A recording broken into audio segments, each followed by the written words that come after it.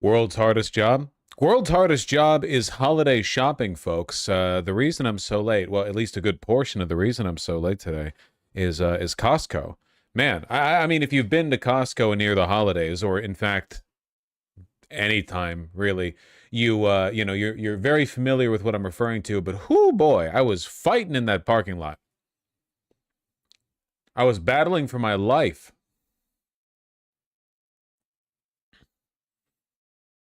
I just make gifts myself. Well, I cannot will in a Christmas ham from the ether. You know, I have to go out and buy one of those.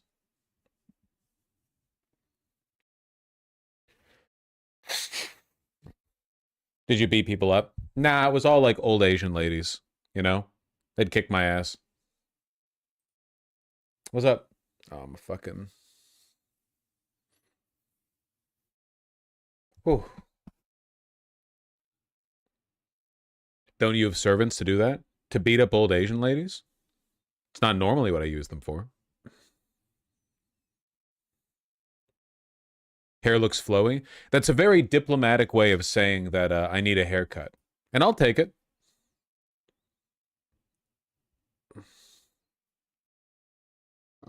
Oh, excuse me. Why is the ramen bowl not lit up? It has never been lit up. Not once. It's too bright. It fries the camera.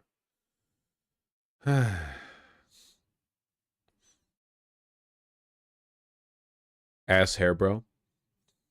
L threads.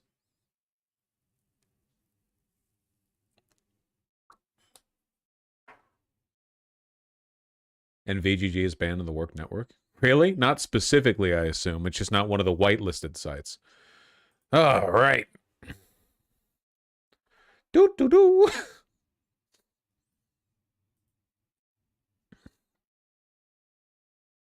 Got back from locksmith training. Can't wait to tell you how you're wrong about anything security related. What the fuck would locksmith training possibly give you that would help you argue with me? What is it? What are you referring to? That time I said more people need to leave their doors unlocked? Listen, that was a conversation piece, okay? That was meant to be a conversation starter. And did it work? Yeah, I saw the subreddit. Retarded take, by the way? Yeah, well, you would know, because you're fucking ugly. Fuck you. Um, you people need to have your complacency shaken a little bit every now and again, okay? Fuck you. No, fuck you.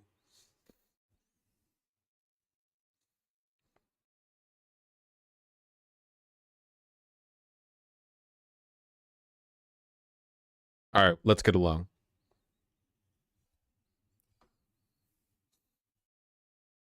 Let's get along. I don't want to fight. I do want to moisturize my face though. I'm suddenly feeling dry. Got a heater on in here. It's probably making the room drier than normal. It's pretty cold today.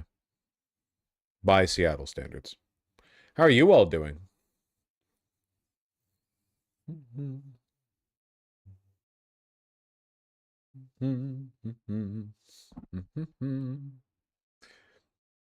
I probably shouldn't have asked you guys that because I actually can't read chat without my glasses on. Like, not even close. Not even, even if I leaned all the way in, I still wouldn't be able to. Not really. So, there's not much I can do with the answers you're giving me right now. I hope you're doing well. You know, Christmas is coming up. Very fun.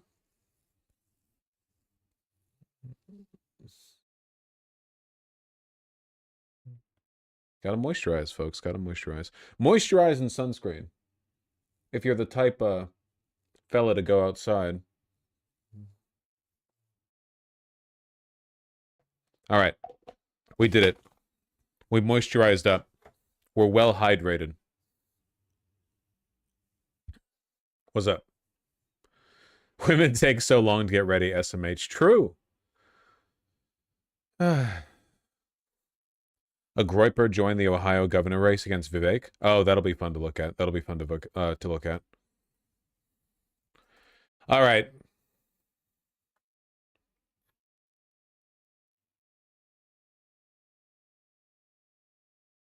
There's a lot to get into here. A lot to get into.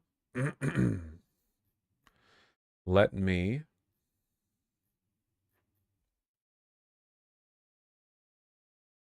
There we go. Okay, so guys, the expected has happened.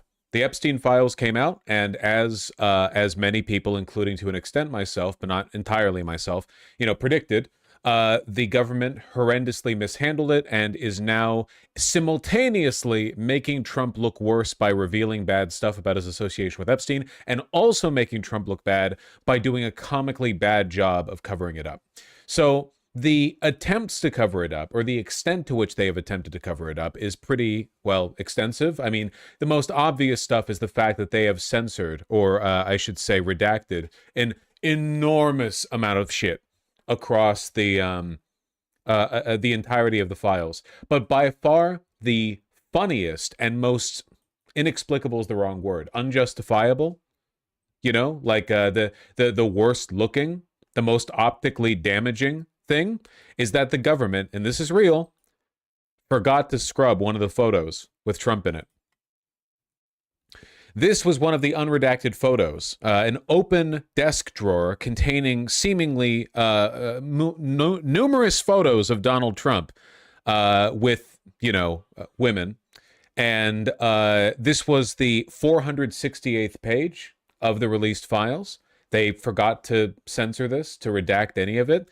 And the government just straight up removed it. The Justice Department scrubbed it. They released it. Here are the files in sequence, 467 and then 469. They got rid of 468. Literally illegal? Yes, literally illegal. Just flagrant, blatant violation of the law requiring them to release all this information. They just panicked and took it out.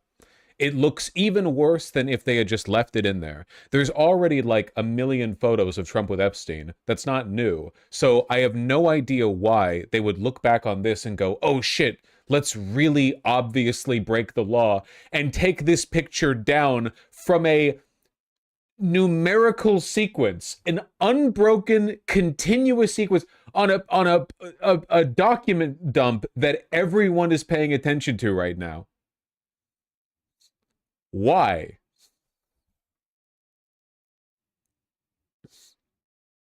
It does, if nothing else, make it clear that one of the orders that the DOJ was explicitly given was to cover up anything involving Trump. Like, for a fact. We know that for a fact. There is no other explanation for this. They were like, we need a brave patriot within the DOJ to leak the instructions they were given. I really didn't, I don't know why I keep saying this, like I didn't think they would be this incompetent in their mismanagement. I have no idea why they would go ahead and try to remove this file after everyone already knew. It's not the only file they've removed, according to, whoop. Go, full screen. There we go. Why did the computer stop work? Linux.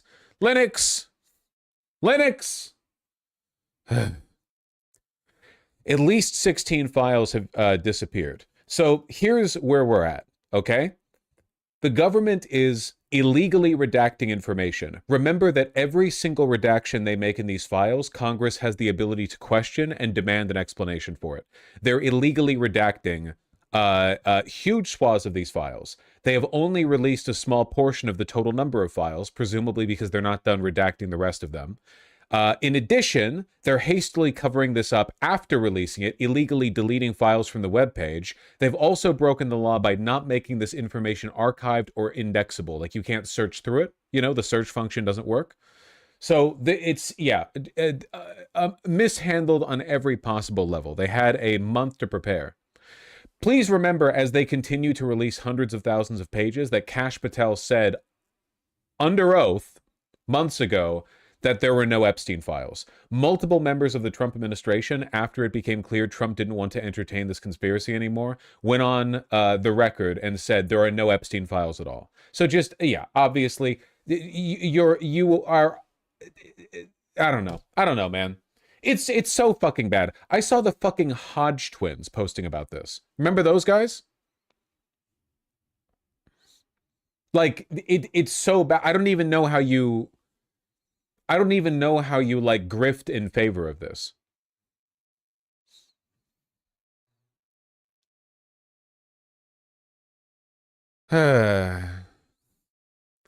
No explanation from the government, no notice to the public.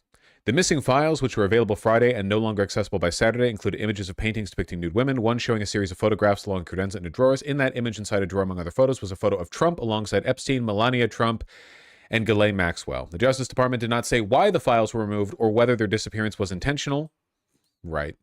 A spokesperson for the department did not immediately respond to a request for comment. POV, you're that spokesman. Fuck. Slams phone receiver back down on the desk.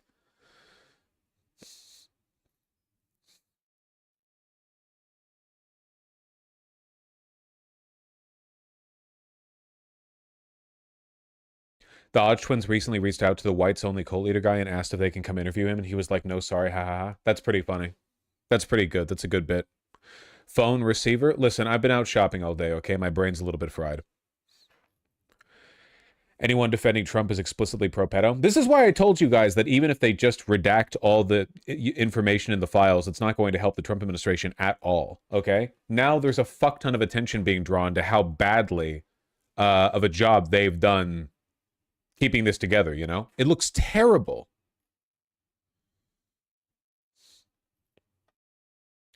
The cover-up is always worse than the crime.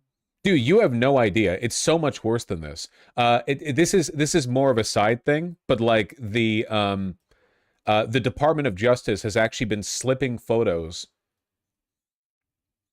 into the release that are not related to Epstein, but blacking out faces to make it seem as though they were taken on Little St. James or like from Epstein's estate or whatever. Midas Touch found out that this photo, which was slipped by the DOJ into the Epstein files, was from a, what was it? Fundraiser photo. And it's with their children. It's just a normal look, Bill Clinton was a friend of Epstein, but this is just like a normal, regular photo.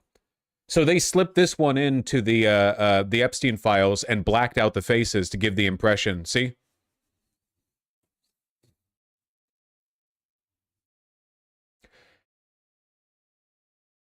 Like Lenin and Stalin? Well, like the opposite, actually. It's not the only time they've done that. I'm pretty sure they did that with a photo of Bill Clinton in the pool. There are probably hundreds like that.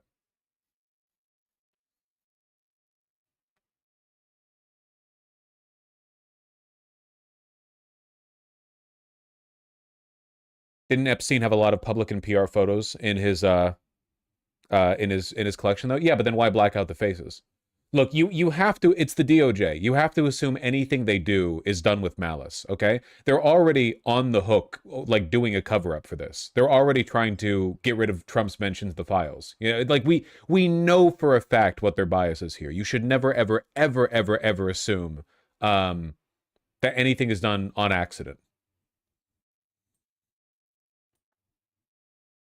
The Justice Department's document dump this afternoon does not comply with Thomas Massie and my Epstein Transparency Act. They released one document from a New York grand jury of 119 pages, totally blacked out. This despite a federal judge ordering them to release that document. And our law requires them to explain redactions. There's not a single explanation for why that entire document was redacted. We have not seen the draft indictment that implicates other rich and powerful men who were on Epstein's rape island, who either watched the abuse of young girls or participated in the abuse of young girls and the sex trafficking. The reality is Pam Bondi has obfuscated for months. She first said there were no more documents to be seen. Now she's admitting and releasing hundreds. I don't believe we should just pin this on Pam Bondi. Obviously, this is like an entire government effort, you know? Hundreds of thousands of documents, but it is an incomplete release with too many redactions. Thomas Massie and I are exploring all options. It can be the impeachment of people at justice, inherent contempt, or referring for prosecution those who are obstructing justice. We will work with the survivors to demand the full release of these files, to demand justice for the Epstein class and accountability. Epstein class. It's pretty fucked up that Ro Khanna is seemingly the only Democrat interested in really weaponizing this this political scandal. He's always been the guy leading it. Thomas Massie does from the Republican Party, but he's not. He's always been like antagonistic towards Trump, and of course that's the Republican Party. You wouldn't expect them to be on board with this, but like the Dems broadly do not. This should be the only thing they talk about. Why bother talking about anything else? Honestly, Ro Khanna is the only guy. He's understood the assignment. In all likelihood, this wouldn't have happened if it wasn't for Ro Khanna. Him and Thomas Massie are the two people responsible for all of this.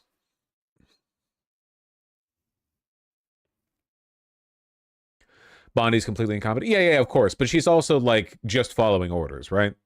Not to say that exonerates her. I'm saying we should also go after the people issuing her orders, ideally. In my humble opinion. They missed a page? Is the page they missed that you're referring to the one where Trump met with Epstein and Epstein said to Trump like, "Hey, this is a good one, isn't it?" Pointing at a 14-year-old girl or something like that? Oh no, sorry. This was the Trump puffy nipples section. You'd think they would remember to get rid of all of this. I mean, we know they've tried to.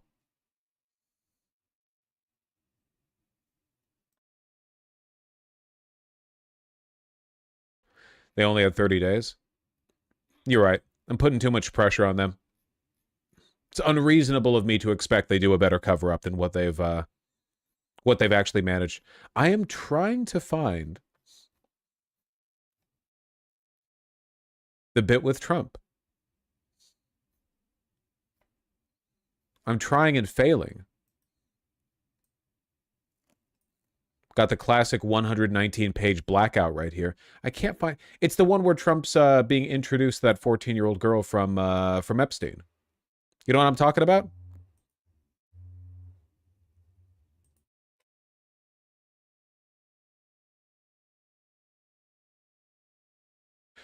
The CEO of Victoria's Secret emailed Epstein a couple days after he pled guilty. I think this has been known. I'm pretty sure that's been known. Is the CEO of Victoria's Secret known to be like a creep?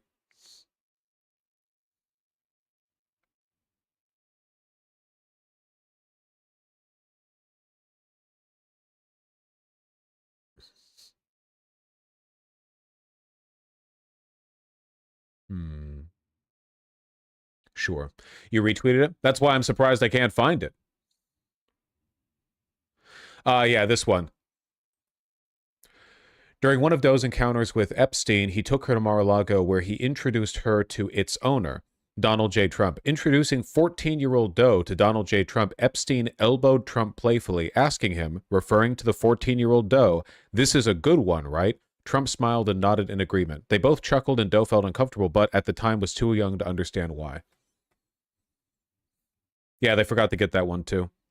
Imagine what they've got in all the redacted pages, man.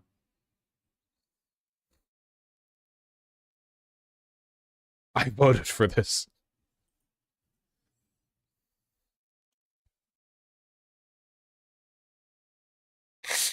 Tesla 33, my understanding is that by and large, the victims of Epstein are super, super, super happy with the renewed attention that's been drawn towards the case. I don't think they feel like they're being used for political gain at all, you know? I mean, there are literally thousands of victims tied up in this, so I can't speak for all of them. But I believe for the most part they want the files to be released.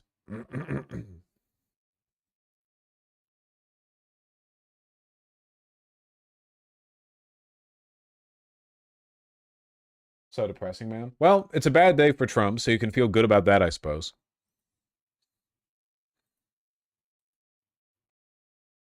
You know he's mad as fuck over there in the Oval Office.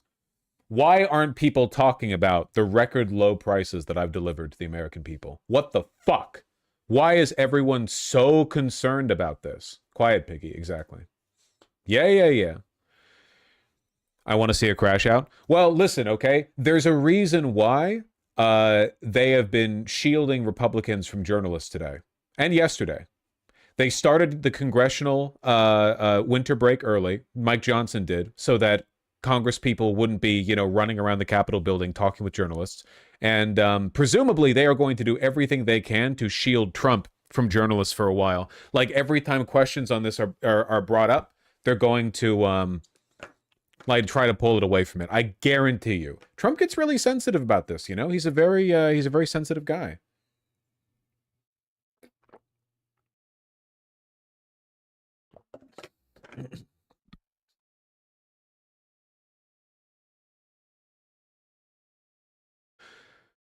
Why can't the victims talk about what happened on the island?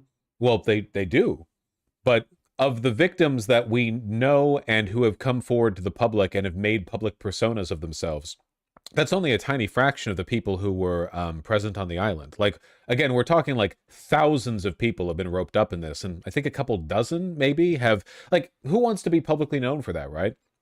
I imagine a lot of people who were victimized or trafficked by Epstein, now that they're out in the, Epstein's dead, they're living a normal life. The last thing they want is to probably open themselves up to nonstop harassment from Trump supporters by bringing attention to this. Yeah. They take representatives, essentially, the people speaking up.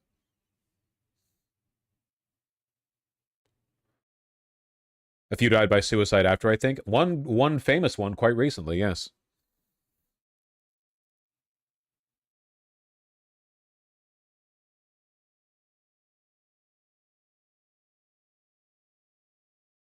Yeah, Virginia.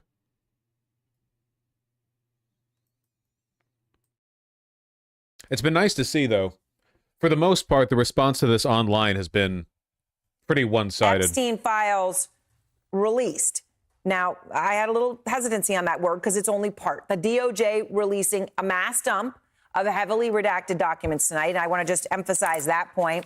By heavily redacted, I mean a lot of pages. This right here? Yeah, I know the fact that Epstein is a pedophile probably isn't like big news to some people, but I have seen some discourse about this. So here's a photo of Epstein shirtless, and there's definitely a toddler, like right here out of frame. I feel like the Jeffrey Epstein that has been built up over the years across our internet zeitgeist with jokes and memes has kind of numbed people to the fact that this was a real man who was actively trafficking and raping children of all ages for decades. I mean, it goes without saying, but it's also like, yeah, I think that past a point, it just kind of turns into like Diddy memes. And we're all delighted. You see people, AI, Photoshop, whatever, Epstein's face onto everything. I get it. I think a lot of people do forget, though, like what this all means, Like what this all like means conceptually. That was Charlie Kirk. Actually, the age is right. This might have been Charlie Kirk. That look like this and this and this and this and this, and that's all I was going to do to the printer to make the point. Okay, there's a lot more of them. We have teams across CNN going through what was released right now in terms of pages that are not quite as black as these. But the DOJ is admitting in a letter to Congress that the files are not complete, separate from the redactions themselves. And that lack of completion is a big problem because it's illegal. It's not just a problem, it's illegal. The law compelled the DOJ to provide all of the Epstein files by yesterday. The deadline by law, thanks to Congress forcing Trump's hand on the Epstein files, is today.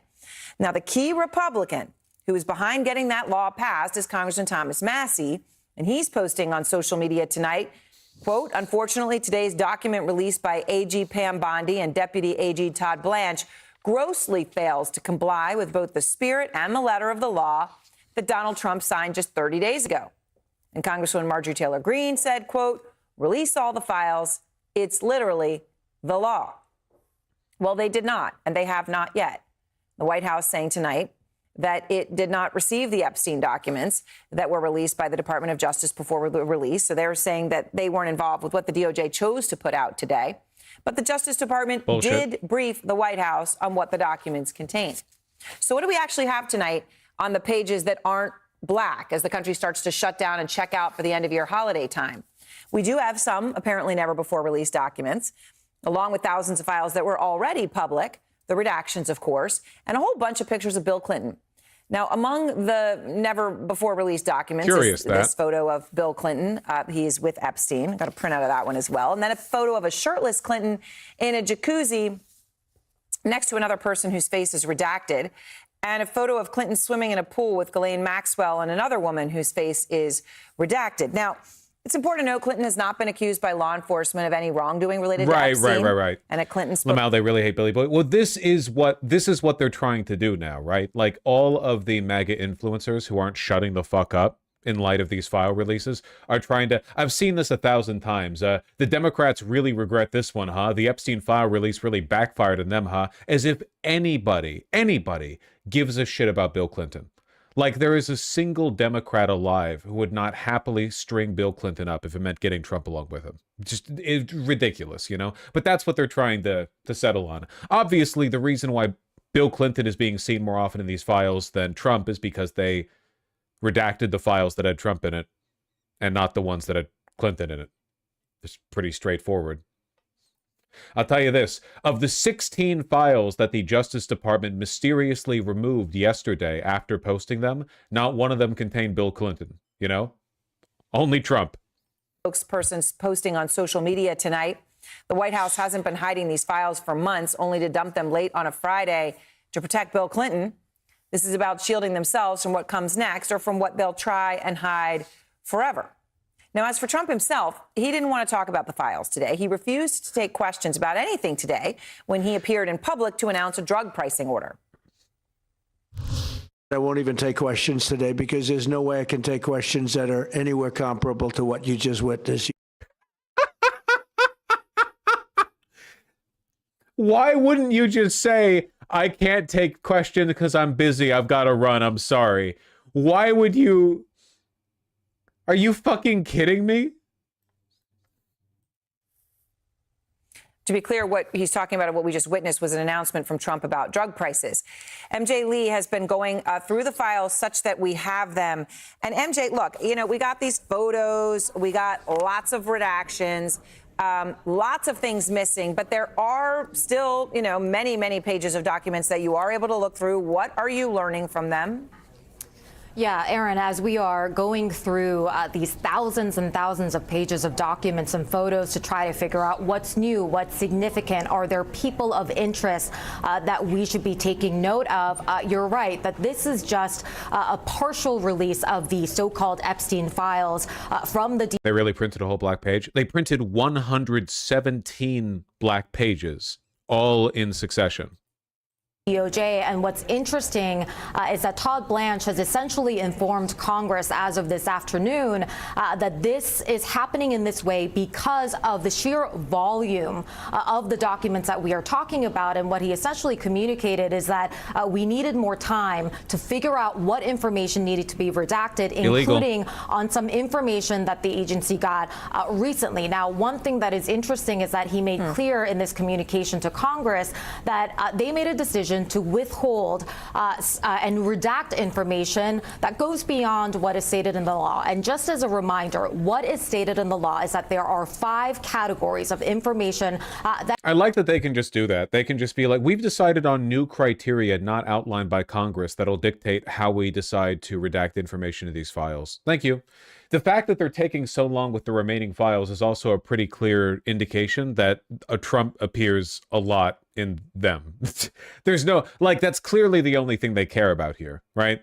That can be redacted. That includes identifying information about the victims. And just scrolling through these documents, you can tell, you know, there are photos where there is a black box over a woman's face. That clearly falls under that category. But there are other examples as well, like child sex abuse, anything that shows physical abuse, anything that could hurt an ongoing investigation, something that could hurt national security.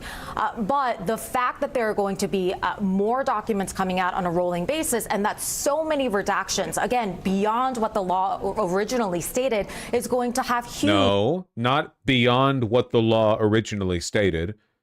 Because, for one, that implies the law has been changed. It hasn't. The law is the law. It's not what it originally was. It's what it still is. And also, the law doesn't state it like it's a guideline or a bare minimum. It tells you what you can do. I can't believe, like, again, even because people are like, oh, CNN, you know, they're just like institutionalist liberals. This shit isn't liberal. Like, even in very explicit cases of the law being violated, they still act as though the law is a suggestion, you know? I know that we're anti-Chomsky pill because he's Epstein's best buddy, but it is manufacturing consent in such a man, it's not insidious. It's like pathetic, really, you know? Like, what, how the fuck is our nation supposed to survive under any president if this is how we treat law when it binds like a cantankerous authoritarian, right?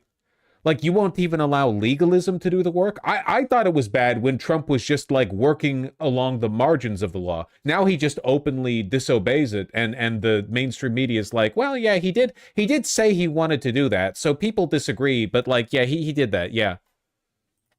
Political ramifications. And I also think we should talk about the ramifications that is going to have on the survivors, because one of the things that the survivors are very much looking for in a big picture way as they go through these files is a sense of a better understanding of why some of these internal decisions over the course of many years were made, including, you know, what charges did the department decide to not bring on certain people? What were the decision-making processes that took place over the course of many years that they've never gotten the answer to? So this is going to be sort of a long-running process, and I can tell you with certainty that survivors are not going to be happy about what they are going to see as still the continued lack of transparency here.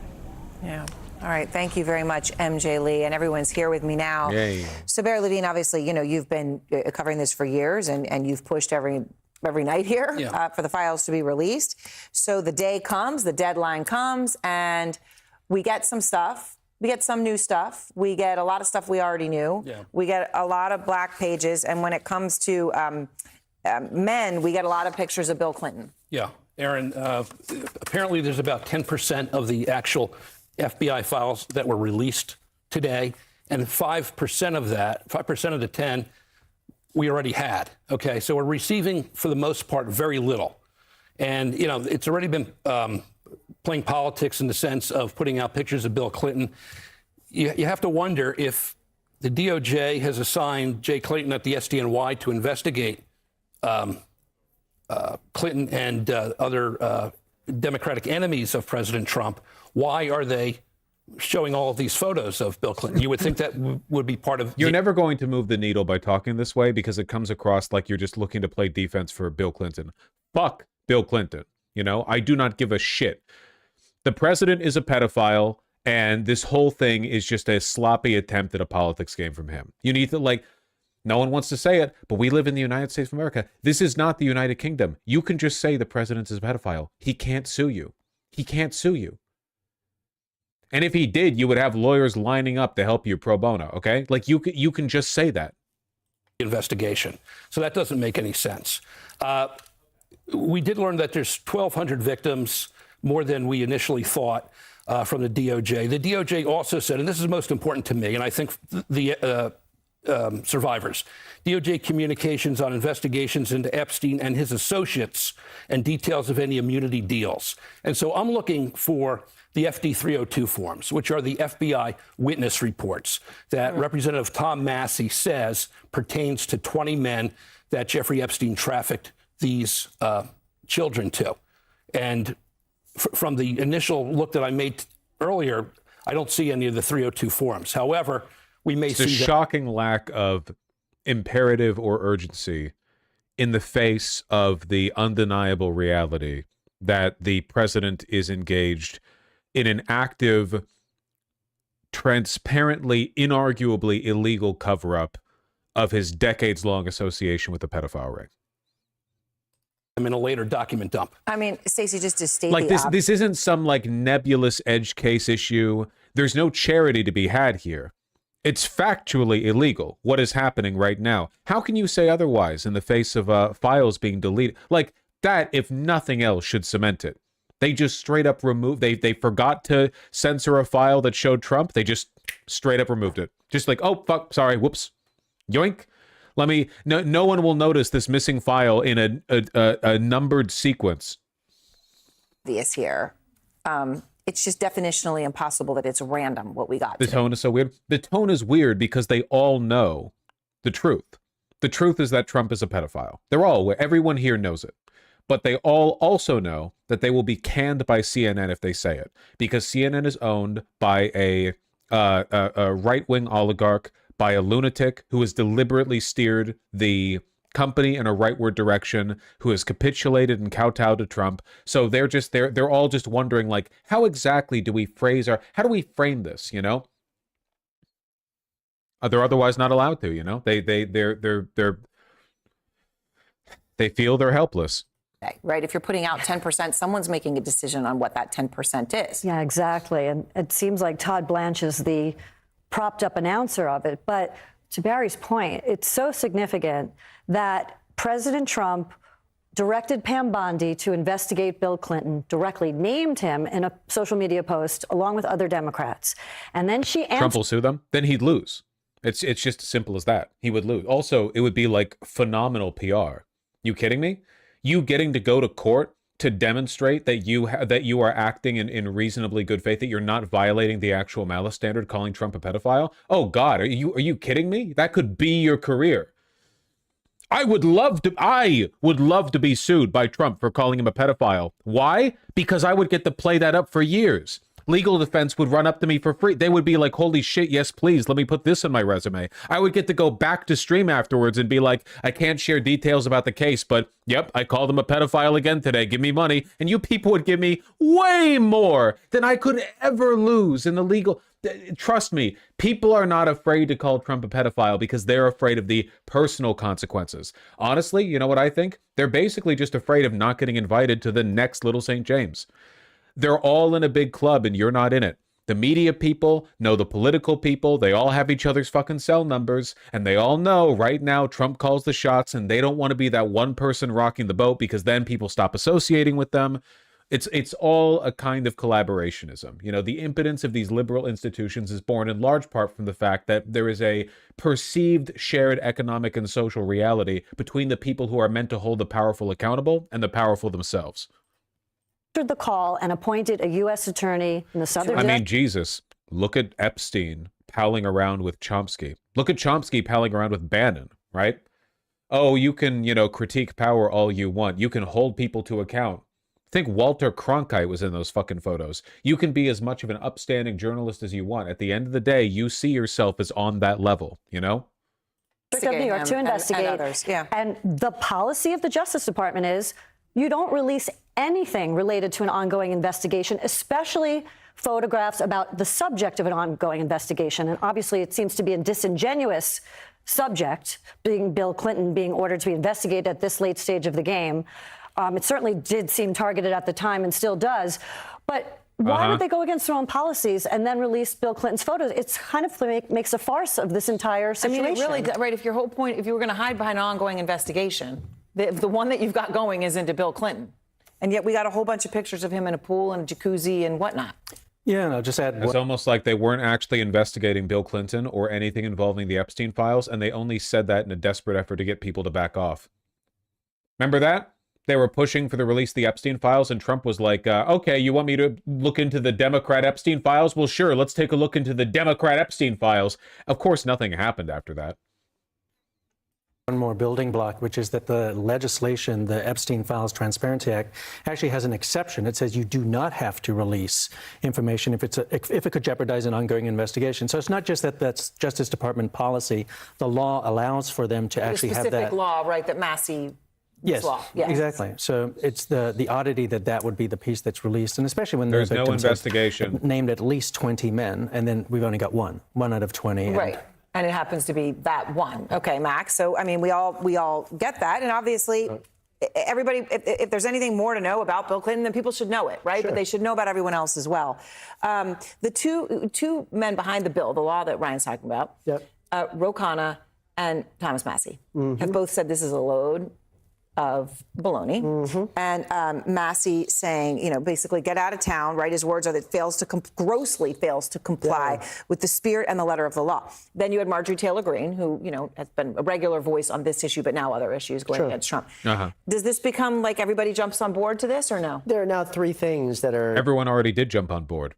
When the Epstein files were brought to a House vote, they received almost unanimous yeses to move it forward to the Senate. Senate passed it by unanimous consent. Everyone jumped on board. Universally approved of in politics, motherhood, apple pie, and releasing all of the Epstein files.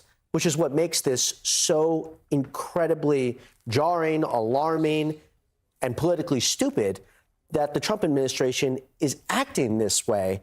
They are either grossly incompetent, and that tells, look at how they're dealing with issues of affordability, or they're on the wrong side of the Epstein conspiracy, the Epstein case. Call it whatever you want. They're on the wrong side of it.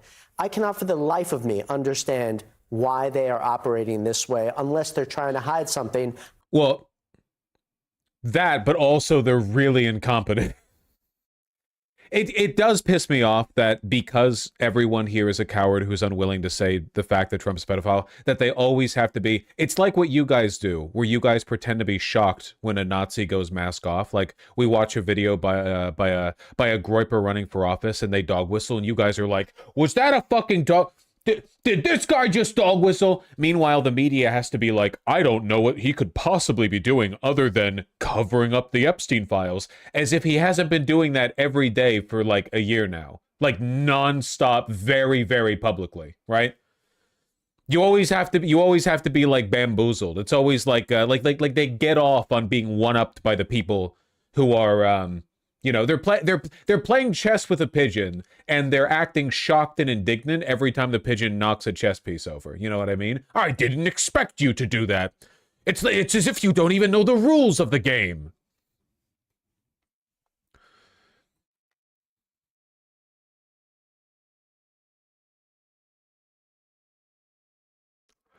And so much of Twitter does the same shit. I think feigning outrage for a lot of people, it's like very millennial coded. Or maybe it's not millennial coded. Maybe it's everyone above Gen Z coded. They just really like pretending to feign outrage. They love that shit. You know what I mean? Boomers do it. Boomers like to do it.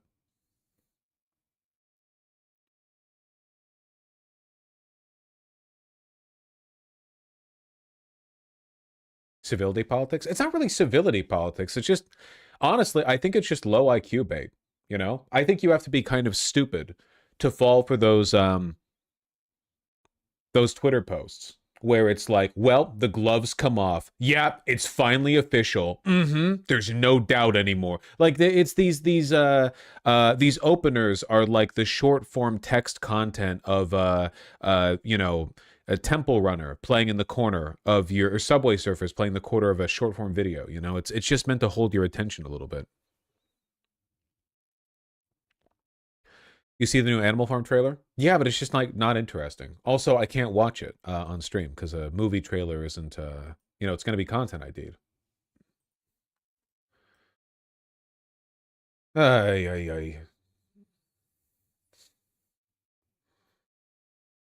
Just spamming this at every Republican account I see on Twitter. Most of them are being quiet right now.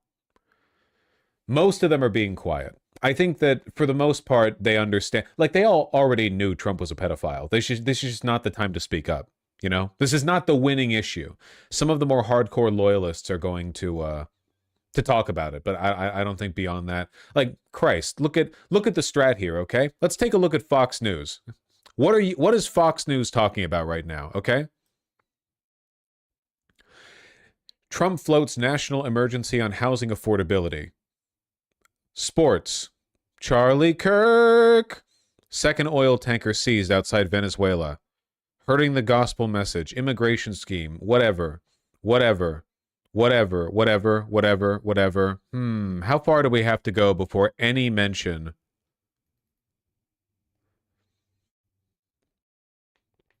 They do not want to talk about this. Karl Rove. Ironic. Stephen Miller and Somalis. Elise Stefanik. Gutfeld. Jesse Waters. Oh, here we go. Most Americans don't understand this about disastrous Epstein saga. What is it that Bill Clinton? He knew Bill Clinton? Is that it? Okay, so that's one 4-minute video right here. Scroll up. Did I miss another one? Oh, here we go. Too much information inside new Epstein file photos. Thank you. DOJ breaking. DOJ releases Epstein files ahead of deadline. No, it didn't. It released them on the last possible day. Oh, and then there we go. Breaking. Bill Clinton photos found in new Epstein files release. So that's what you're getting. The right-wing strategy on this one is barely even to reframe. It's just to avoid the subject entirely ahead of deadline. Here, let's see how they're talking about it. Fox News alert, the Justice Department starting to release hundreds of thousands of pages of Epstein files. Today was the deadline. We're starting to see new Today was the deadline, but according to this video released by your network earlier the same day, they released it ahead of deadline. What the hell? Photos of former President Bill Clinton pictured with disgraced billionaire Jeffrey Epstein. Bill Clinton? I'm just going to the first Bill Clinton mention on these. Like I said, their only strategy here is to point at Bill Clinton and pretend people on the left like Bill Clinton the way people on the right like Trump. In a way, it's actually really sad, like from their perspective, and I think it actually damages the integrity of their movement because it really denigrates how much they rely on Trump, you know? Like, they hold Trump in such a position, it's such a cult of personality that it kind of minimizes his value within their movement when they turn around and like everyone they point at, they're like, well, this is him to you. You like this guy as much as we like Trump, you know? I don't know. I feel like you're kind of downplaying how much you like your guy. All right, joining me now is New York Post columnist and Fox News contributor Miranda Devine. Miranda, it's great to see you. We've had long conversations together about Jeffrey Epstein, both on and off air. Here now is new information. It is not remarkably new in what has yet been discovered publicly, but is being made available publicly. So what are you looking for in this latest dump on Epstein? Well, I've started off looking at the photographs because it seemed that the documents that were easily, to look at in the distance that came up were things that we've already seen, like flight logs. Bill Clinton mentioned. There we go. All right, third one. Fox News alert. The Justice Department has started just now to drop 300,000 documents related to Jeffrey Epstein. This was scheduled to take place before a midnight deadline. Now, as questions swirl over what will that's why they released early. I see. Be made public, the New York Times confirms what we already know, that there is no evidence implicating President Trump in Epstein's abuse of trafficking minors. With that, let's go to David Spunt in Washington, who has the latest. David. Well, hey, Will, the law called for these documents to be released today in full by 11:59 p.m. on the 19th of December. Deputy Attorney General Todd Blanche says that some 300,000, not 30,000, 300,000 documents will be released at some point today. They're already starting to populate online, but they're disorganized. It's all over the place. We're looking at pages that have redactions. We're looking at pages of court documents. We're trying to find out exactly what is new. But Blanche said that this is going to be the beginning of the release, and that is the key word. And I do want to set the expectations because officials say there will be documents that will be released over the next few weeks, though the deadline was today. Now, that's illegal. Yeah, that's what a deadline. You can't put stuff out after the deadline. That's illegal. DOJ lawyers have been working for the past month to go line by line, more than 185. We're told to expect redactions as the DOJ has the right to redact information that may compromise victim information. Fox has also told it's likely that some of the files released today may have already been released at some form in the past. But what's unclear, though, is how these files will be organized. Now, these files have been a headache for Attorney General Pam Bondi, also the president himself, who continue to field questions about Epstein. Remember when Bill Nye said genders on a spectrum 10 years ago and internet acted like he became Hitler? Isn't it crazy how when we're all older, everyone who was woke at the right time is going to look like a sparkling diamond in the rough and everyone else will have been washed away by the tide of history? Think of like Mr. Rogers and sitting with was it the black mailman on the Mr. Rogers show? Like, at the time, that was crazy controversial, and I bet a bunch of people were like, yep, so that was like a fluke, but there's no way that's going to be the norm. And now, even the most right-wing political movement in this country is like, we love our black people, yes, you know? Yeah, sharing they were in like a little pool. Oh, was he cop? Okay, sorry, the mailman was a different guy. Like, this social and political movement is so inept and so short-lived that they can't even survive their own political administrations. Do you know how fucking embarrassing that is? Like, it's not even like, it's not as though the Republican Party right now is being destroyed by a competent Democratic Party. It's not as though Trump's unpopularity is being orchestrated by like an extremely competent counter-political movement or whatever. They're basically killing themselves. In 10, 20 years, we are going to look back on people like Bill Nye, who were woke when it counted, with a lot of fondness. And for the people who weren't, I think they're going to pretend. Just like all the fucking people who were racist in like the 1950s and 60s grew up and they were like, yeah, I was always a big fan of MLK. Yeah, like seriously, a lot of them did that. That was really common. Because you don't want to be the guy in 1987 being like, yep, I was racist against MLK. No, that's terrible. You don't want to do that. You pretend. Yeah, one day everyone will have always been against this. By the time we're all old, everyone will have agreed. Everyone will have been opposed to Israel. Everyone will have been anti-MAGA, you know? Everyone will have been woke when it counted. Yeah, it's like the Iraq War. A lot of people today who were pro-Iraq War event, now it's just an embarrassing memory for them. They'll pretend otherwise unless there's evidence proving they were pro-Iraq War back when it happened. And even then, sometimes they just lie.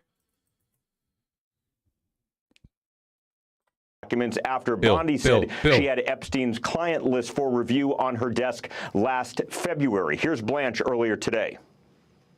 We are looking at every single piece of paper that we are going to produce, making sure that every victim, their name, their identity, their story, to the extent it needs to be protected, is completely protected. And so I expect that we're going to release more documents over the next couple of weeks. Illegal. So today, several 100,000. And then over the next couple weeks, I expect several 100,000 more.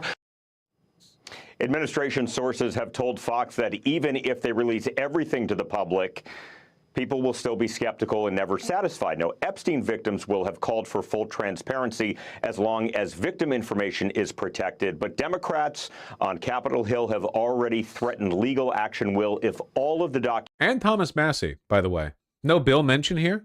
It looks like this might actually be a bill-less Fox News segment. How interesting. I mean, there's this one where the actual thumbnail has Bill Clinton in it. Fox News alert back to the Justice Department and the release of hundreds of thousands of pages of Epstein files. We've got some new pictures from the files to show you. This one's We're going new. to go to David Spunt in Washington that has those photos and the latest. David. Hi, Will. About 300,000 pages. That is the goal of the Justice Department, to get that in by the midnight deadline tonight. Although DOJ says there will be several files released. We don't know who the other person is. We don't know when this was taken because the Justice Department does not say so in that evidence. So this is all incredibly nuanced, and I want to make that clear to our viewers. Also, there is a lot of redactions on many of these pages. For example, if we have it, we can show. If we don't, we can't show. But it's just essentially black chunks. It talks about a masseuse list, and it just says masseuse list, and there's 7 pages of complete black chunks. And then there's an asterisk in the corner, Will, and it says to protect victim information. And the law that was signed by President Trump after being passed by Congress directs the DOJ to put all of this information online in a publicly searchable format, but it calls on victim information to be protected. The law also clearly states that politicians, titans, industry titans, or famous people, world leaders, politicians, anybody that may be embarrassed by some of the information should not be redacted solely for that reason. Well, look how that one turned out, huh? Christ. I did see a contact book printout that showed names but not addresses or phone numbers. The hasty redacting of the files is also going to lead to a lot of genuine misinformation. I could be half remembering this, and I apologize if I am, but I believe that the Epstein files that were released yesterday included a photo of what appeared to be a black book list of Michael Jackson's phone number, you know? And it had a black box that was hiding everything but the name, Michael Jackson. But that photo was actually released years and years ago in a previous release. And It was unredacted then. And the unredacted photo shows that the phone number doesn't belong to Michael Jackson. It's actually the phone and contact information for one of MJ's lawyers who had previously worked, I think, as an associate of Epstein once. So it wasn't actually MJ that was being implicated there. They just had Michael Jackson to remind Epstein that that was Michael Jackson's lawyer. I believe that's correct. It was something along those lines. So the fact that this stuff is all being redacted so hastily and with so much deliberate, like, malicious, incompetence means that it's going to be difficult to derive conclusions from this. Like, there are probably photos of Epstein with kids in these files, and the kids' faces are blacked out, but those kids are just like the children of people who visited Epstein at his New York estate, who weren't trafficked or weren't victims of trafficking. I still think it's pretty fucking bad to bring, like, your kids. It's bad to meet with Epstein. It's worse to bring your kids to meet Epstein. But there is a difference between that and it being a kid of or like a picture of an actual trafficked kid, right? But again, the hasty redactions make it almost impossible to know. So that's all it is. Not a single FBI or DOJ whistleblower yet. I guarantee you they are only... one of the reasons these files are being redacted so hastily is because they're only giving them to be censored by some of the most, like, toad stooge people in the DOJ. Like, they are making sure the only people with access to these files are incredibly compromised. I 100... They are not pitching this to, like, a broad group. They're only getting the elite sycophants.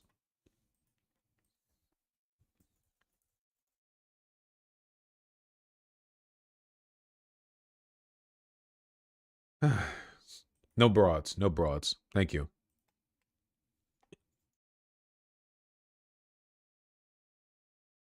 So I'd first like to ask you about this missing photo that my colleague Fallon was just talking about from the DOJ release and the post on X by the Oversight Democrats. Put this all together. Well, nobody knows what happened, but I suspect somebody saw the photo there and demanded that it be removed immediately. So there would only be a handful of people who would have that kind of power to override what had been, disclosed before, and there wouldn't be that many people who would be, I would say, irrational enough to think that that wouldn't be noticed. But beyond that, it's so fucked up that in the Democratic Party you can be this uncharismatic and still be a legacy politician. You're being given the easiest pitch in the world. The pedophile president, your opponent, is hastily and ineffectively censoring the pedophile documents and just transparently remove files from the website. And this is your response? Like, none of it? What? No, like, gloating? It's a layup, man. It's not even a slam dunk. The net is on your level. You're standing over it right now. Like, you need to spike that shit. I have no idea why they speak with such moderation. You can call him a pedophile. It's not illegal in the United States. Public figures can, in order for you to be prosecuted for slander, you need to violate the actual malice standard, which you wouldn't be here. Know who's behind it. All right, well, let's talk about the law, which was signed by the president on November 19th, requiring the DOJ to release all unclassified Epstein materials within 30 days. And yet, DOJ admits it's only a partial disclosure. There's more to come. And many of these documents were heavily redacted. I had my colleague print out some of them here. I mean, for those of you who haven't seen this, okay, this is Grand Jury New York. Oh, that's good. Yeah. Another one from Grand Jury New York. Let's just do one more. Grand Jury. They're all like that. 119 pages worth from the New York. It really makes you wonder how bad that grand jury report is if they felt the need to black it out entirely. Like, they're running through hundreds of thousands of files here, but that specific grand jury report is so compromised that they just blacked all of it out. New York, where Donald Trump was at the time. You know? I'm just saying. Grand jury file completely blacked out. Is this release a violation of the law? Could it be obstruction? And how do you interpret these redactions? They also processed it early because it was at the front of the files, top priority, 100%. Yeah, they were like, this shit cannot be seen. You need to just flat out use the fill tool, okay? No referencing the previous layer, just a full black page. And whether they cross the line into unlawful concealment. It's absolutely a violation of the law because they were supposed to have turned over 100% of all the materials. And we know that they'd been through them before because they told us back in July that they had thoroughly scrutinized all of the materials in the file and could not find any basis to think that there would be evidence upon which a prosecutor could make any other criminal cases. So we know they'd been through it. They'd also summoned something like around 1,000 FBI agents to pore over all those materials to look for Donald Trump's name. And to redact his name and to bring to his attention whatever pictures, images, mentions, emails, texts there were. So they'd already been through it.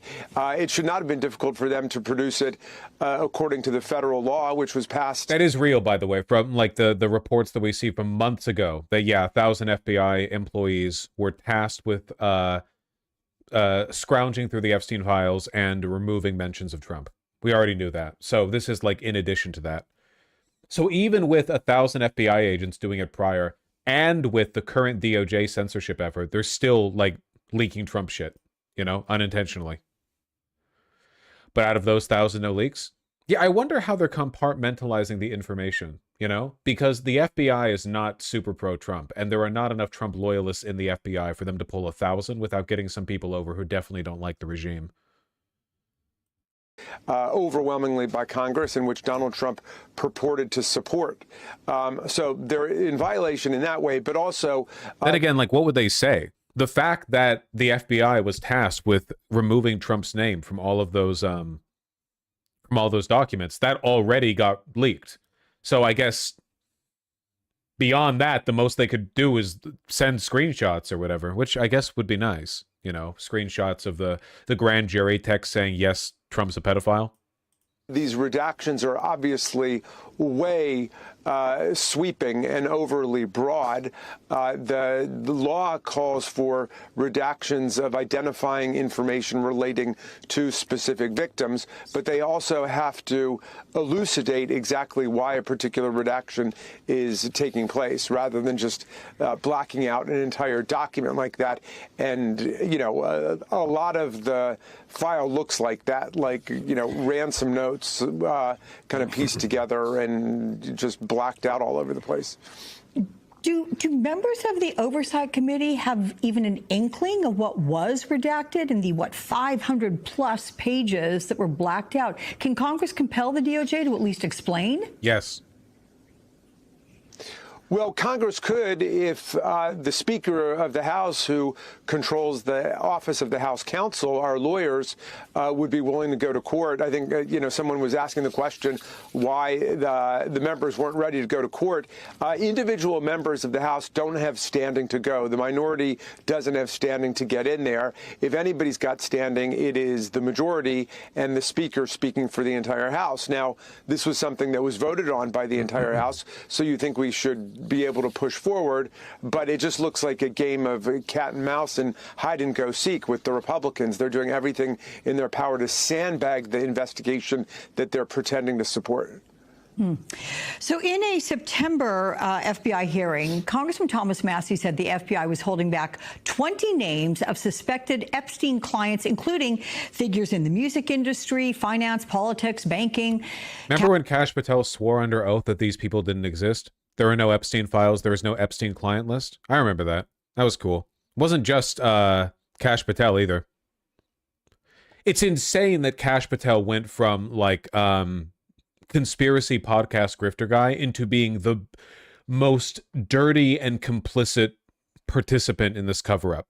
Literally, like day 1 to day 2, released the Epstein files. There never were any Epstein files. Oh, there are Epstein files? Here you go. Yeah, Epstein wasn't real to begin with. Kash Patel denied the FBI was holding anything back, but did we learn anything from that front, from this first release of files? And if not, do you expect we will? Well, we should be able to. That 20, of course, is a very conservative estimate of the names that are in there. You don't run a decades-long, multi-billion-dollar sex trafficking ring around the world with just 20 clients or 20 people involved. I mean, this is a major financial, business, managerial operation and criminal operation. So it's going to be a lot more than that. And look, these names will come out. Remember that a lot of the victims know exactly who is in there, but they don't want to cross these, billionaires or government officials or people who occupy real positions of power and influence and control, because I'm certain that they've threatened to make their lives miserable, or at least made implicit threats.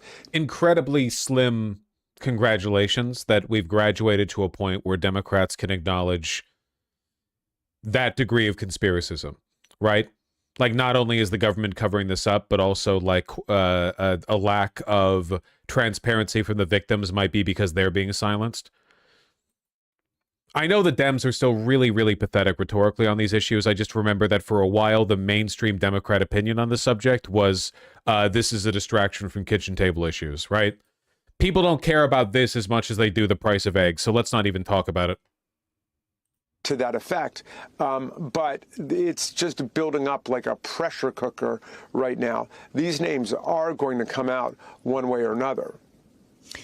And Congressman Ro Khanna has proposed an array of options if there is evidence the administration either redacted or withheld information to protect anyone associated with Epstein's crimes.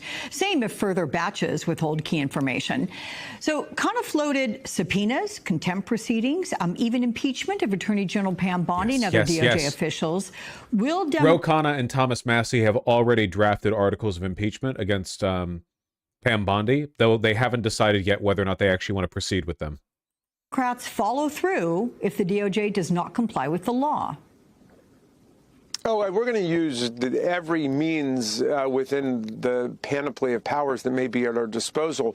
But just remember that it depends on pulling over enough Republicans to create a majority.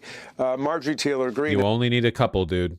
And also, every single Republican but one voted for the release of the Epstein files. You've got some serious momentum here, especially if you're going after Pam Bondi, because MAGA doesn't like Pam Bondi. So there might be people who are more willing to go after her because they see it as more politically permissible than going after Trump. Is leaving the House on January 5th. And, Nancy Mace is running for governor. So it's not going to be easy to do that. You saw the extraordinary political mobilization that it took on the part of oversight Democrats to get the original subpoena imposed, and then the Department of Justice and Attorney General Bondi have completely been obstructing that subpoena and not complying with it. So it's like pulling teeth. But there remains a massive pressure in the country to get this done. And like chess one by one. I guess my hope would be, like, if they got Pam Bondi on a skewer and got her to testify, could they get her to turn on the rest of the administration? Like, Pam Bondi is relatively young. She might, she's certainly going to outlive Trump. I wonder if she'd be willing to flip. I don't think she's that much of a loyalist. She's like super, super, super self-interested. And she's a woman. And, yeah, and worst of all, she's a woman. Exactly. She may fear retribution. And, one of the reasons I think for this, Alex, is that there have been so many child sex abuse scandals and the sex abuse scandals even of young adults all over the country, whether we're talking about sports teams, colleges, universities, Boy Scouts, churches, you name it. And so there's a huge reservoir of interest in seeing that these materials come out, and we figure out how these sex rings actually continue. And remember that QAnon has been promoting this idea for a long time, that there is a ring of very powerful pedophiles who've been procuring underage girls for the amusement of older men. Well, there seems to be a lot of truth in that. It's just that that ring and that circle revolves a lot around Donald Trump's friends, or his best friend for over a decade, Jeffrey Epstein. And now they're doing whatever they can to placate Ghislaine Maxwell, who, as you know, has been moved to a very sweetheart deal prison camp where she's getting. Yep. had her prison facility upgraded and has also been getting treated like a queen over at her new facility. The warden has been giving her a fuck ton of privileges that other people at the facility do not get, and Trump has literally only said good things about her since the transfer of the facility. All kinds of five-star Trump hotel-like treatment in terms of room service and the ability to work out whenever she wants and all those kinds of things. So we're in the middle of this story right now. Yeah, we are. Well, we will have more to come and talk with you about that. But let's move on, sir, to the judiciary hearing where former special counsel Jack Smith defended his... Nope. Don't care. Too late. Don't care. Too late. Don't care. Too late.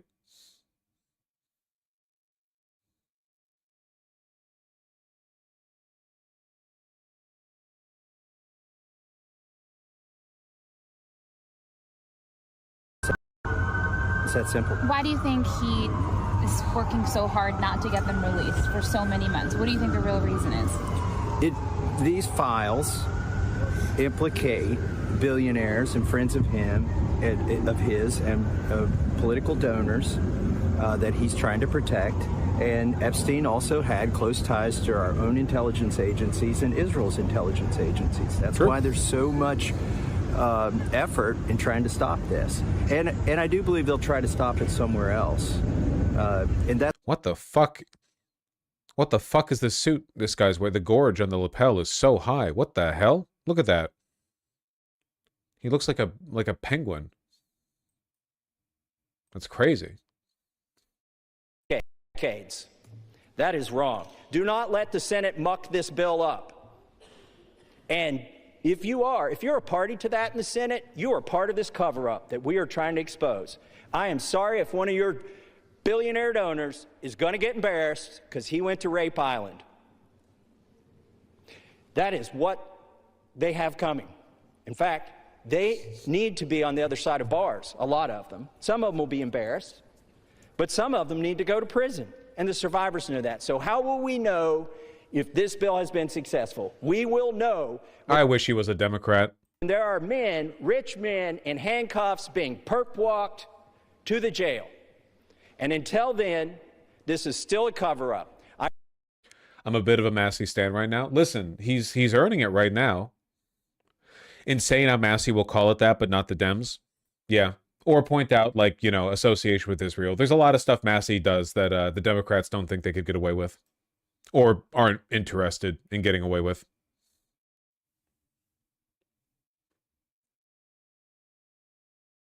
He's going to get a fatal illness in the next month. Nah, that's the reason why I say, like, I don't think there are really that many consequences for crossing Trump. Because Thomas Massey has been an actual thorn in their side for, you know, well, you know, quite a while, really, but especially this past year. And nothing's happened to him. He's still stuck right to it, you know? If they're going to start poisoning enemies of the establishment, they would have done it to him already.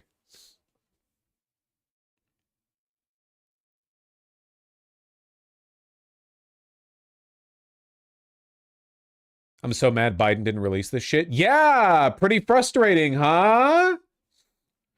Super, super, super, super, super frustrating, isn't it? That the Biden admin could have released all of these files if he wanted to.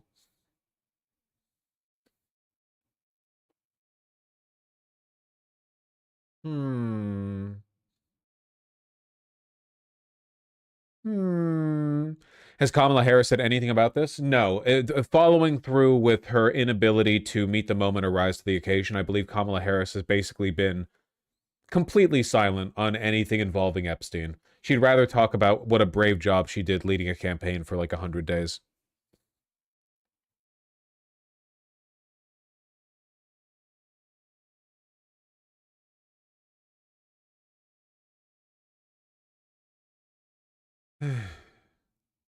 I hate her so much. Me too. Me too.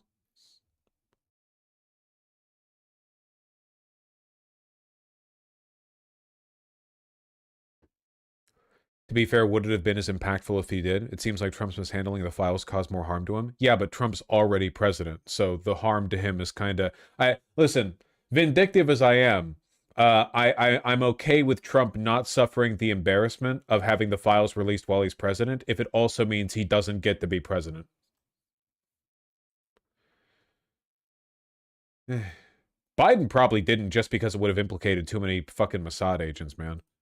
God damn, I hate him. I hate him so fucking much. Ugh.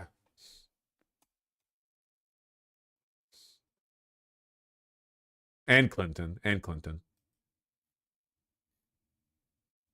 I hate him. I hate him. I hate him. Yeah, yeah, yeah. Yeah, yeah, yeah.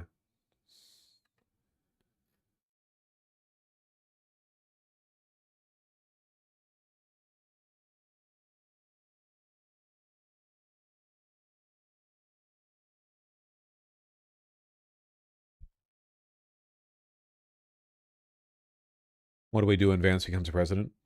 Vance will only become president if he's up against Kamala Harris or Pete Buttigieg or something. I guess I just don't think they would have mattered at that time. Whimsical. When Biden took office, Donald Trump had just failed an insurrectionary attack on the Capitol building. Biden could have had Trump put in a goddamn hole in the ground, and the world would have celebrated. He chose not to because he hates you.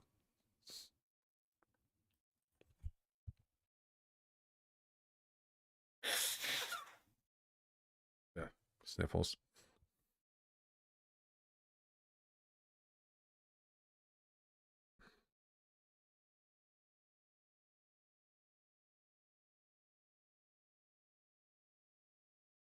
Kamala talked about why the Biden admin didn't pursue further action on the Epstein files. So that's the one thing that she has to say on the subject. It's why we didn't. Let me make excuses for why we didn't. Is this content ID? The Epstein files are supposed to be released. Yeah, it's Kimmel. On Friday. Do you believe we will see the entirety of those files?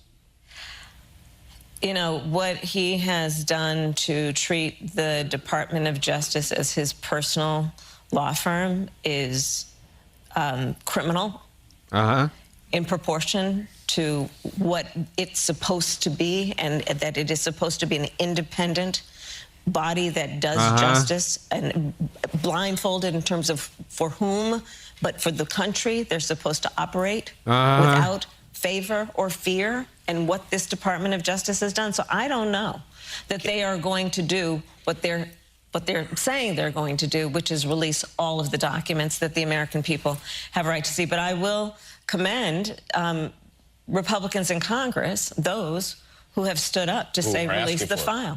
Yeah. Do you think about, and I'm why sure didn't you get asked release about, them? why didn't the Biden administration release those files? Was that something that they felt would look bad while they're running against this guy, or why didn't they come out during your administration? Oh my God, she finds a way to suck off Republicans. Yeah, it is crazy that Thomas Massie and Marjorie Taylor Greene are basic, and Lauren Boebert are like the people on the right who made this happen. But every Democrat did too. Yeah, she's still building bridges. It's crazy. What a presidential person, you know? Give you an answer that will not satisfy your curiosity. I will tell you, we, perhaps to our damage, but we strongly and rightly believed that there should be an absolute separation between what we wanted as an administration and what the Department of Justice did. You don't understand. We're weak and they're strong. We have no choice.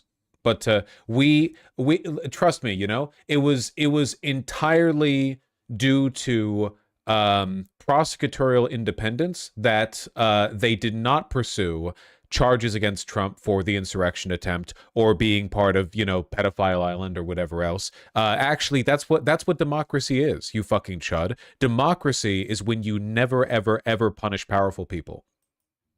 Absolutely adhered to that, and it was right to do that. The Justice Department would make its decisions independent of any political or personal vendetta or concern that we may have, and that's the way it worked. It's so bullshit, man. The idea that the DOJ operates independently of the White House has always been a half-truth. At best, a half-truth. Like, the Attorney General is appointed by the president, part of the president's party, sharing the president's agenda.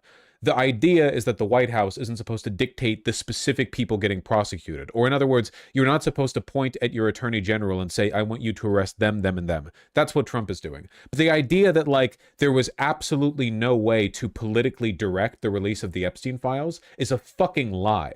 You don't need the DOJ to be at your beck and call for you as the President of the United States to say, I am calling upon the Department of Justice to release the Epstein files. You can just say that. You can just say that if you want to. The DOJ can just release them. You can say it. You meet. You have cabinet meetings. There are a million things that you can do. You know, this is like this is malicious compliance. You know, it's Democrats deliberately following stupid fucking rules that we all know don't actually matter, so that they always have an excuse for why they haven't done the right thing. You know, why were you weak? Well, we had no choice but to.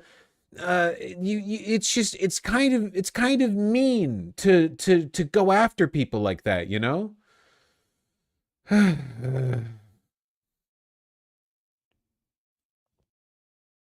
guess the question, if you really want to play that bullshit fucking game, I guess the real question is, why the fuck did Biden choose an attorney general who was so weak that he wouldn't go after one of the most extensive and notorious criminal sex trafficking operations and all of its clients and affiliates in history, and why they wouldn't go after Trump for an actual coup attempt? I don't know, man. I don't think you have to be that politically biased to consider those things worth going after. It seems kind of important to me, in my opinion. I don't know. I don't think it's that biased. I feel like just an impartial, fair analysis of what deserves to be tried would include those things. Should have been Jack Smith as AG. That would have been better. That would have been a lot better. The really fucking frustrating thing is that, like, you know, they wanted to go after Trump, but were too weak to, because they went after everyone involved in J6 but Trump. Like, the FBI went after a fuck ton of people who were physically there at January 6th, who entered the Capitol building. They clearly were able and willing to go after people. You know, federal prosecutors were more than willing to charge people, but not Trump. Ooh, that sounds scary. Going after a former president. Same for Ford did the shit. Gerald Ford with Nixon. It has nothing to do with helping the nation move on and everything to do with the idea of prosecuting a former president for crimes committed in office is terrifying to the establishment. Not only to future presidents, but what about all the powerful people who were part of the previous administration who are still in power now? You know? I am so sniffly.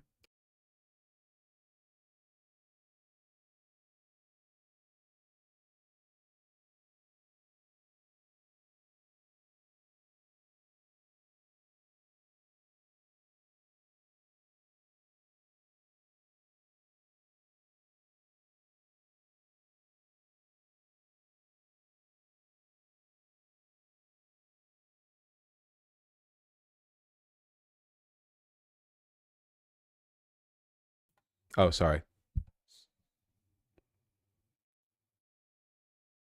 They also could have had Congress pass a law ordering the release of the files during Biden. No? Yes, they could have done that. Congress could have done that at any point. Yeah. Literally at any point for decades, Congress could have said, we are compelling the release of these files from the Department of Justice, at which point it would not, in fact, be the Department of Justice doing anything. It would be Congress compelling it, which is 100% legally their right. But do the Democrats want to do that? No, no, no, no. No, no, no, no, no.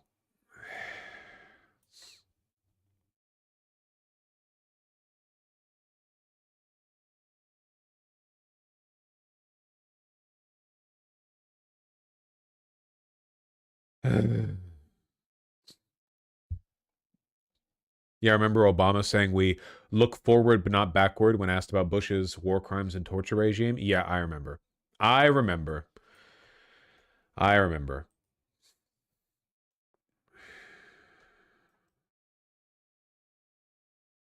Section 230 stuff. Yeah, okay.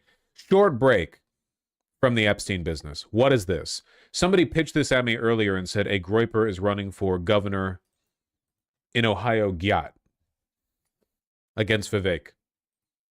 make you so you can't be heard. Why is this timestamped? Is it timestamped for a reason? Always favors the wealthy, doesn't it? Then they will besmirch your name. And that's a very understated way to say it. I don't think the timestamp was deliberate. So there's rumors going around X that I want to run for governor of Ohio. X? It's after 1:30 in the morning because I've been working all day. It's freezing outside. My wife's car leaks like a sieve. This is a very, very long video to announce your candidacy on. 30 minutes? I know it's good for the ad breaks, but and I haven't finished working on mine. Which sounds like exactly the kind of person that would actually run for a high level of political office. Considering the fact that the Republican is a billionaire multiple times over and had his college scholarship paid for by Soros family money. On the Democrat side, we've got a deeply entrenched bureaucrat, which is frankly more disappointing than I find the Democrats to be normally. I do know that we get the government we deserve. And from a lifetime of Ohio being my only home and caring about America first, I can tell you that I think we deserve better. This is super boring. You've got a guy running for Republican that's a billionaire. Governor? Look at his website.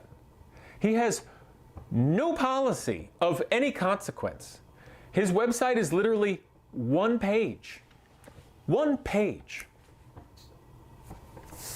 So he can just buy his way on every podcast and TV necessary and every.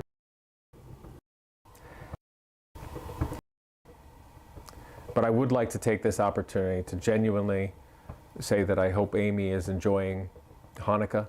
Okay. Wait, what? And that Vivek is enjoying Diwali, his people's festival of lights. Nice. Free Palestine or whatever. I'm not listening to all that. His campaign announcement video is only 1 minute. Whose? This is 30 minutes. Is there another video? Nope. Nope. There are no. What the hell? I thought this guy was a car guy. AI prompt pornography is a CIA weapon against the people. That's probably true. Yeah.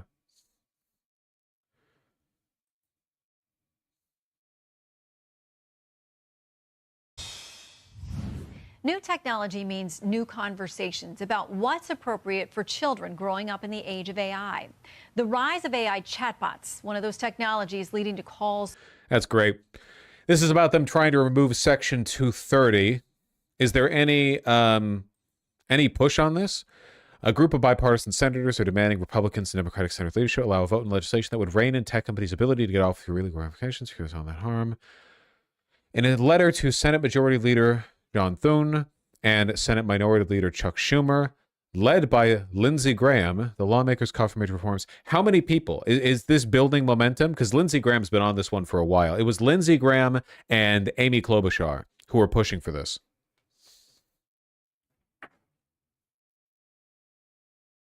It looks really good, love. Graham and his colleagues, Senator Chuck Grassley, Josh Hawley, Marsha Blackburn, Dick Durbin, Amy Klobuchar.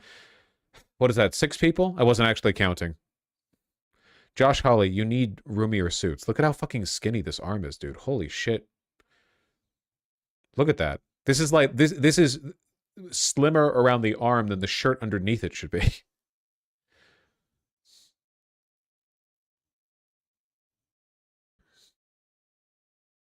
It does look very uncomfortable. Well, how does Schumer and Thune feel about it?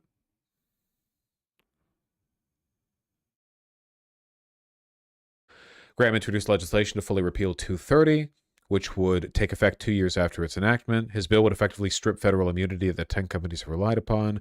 I don't think this can happen because it would break the internet if it did. Like, the internet could not function if it did. This is a bill that is based on a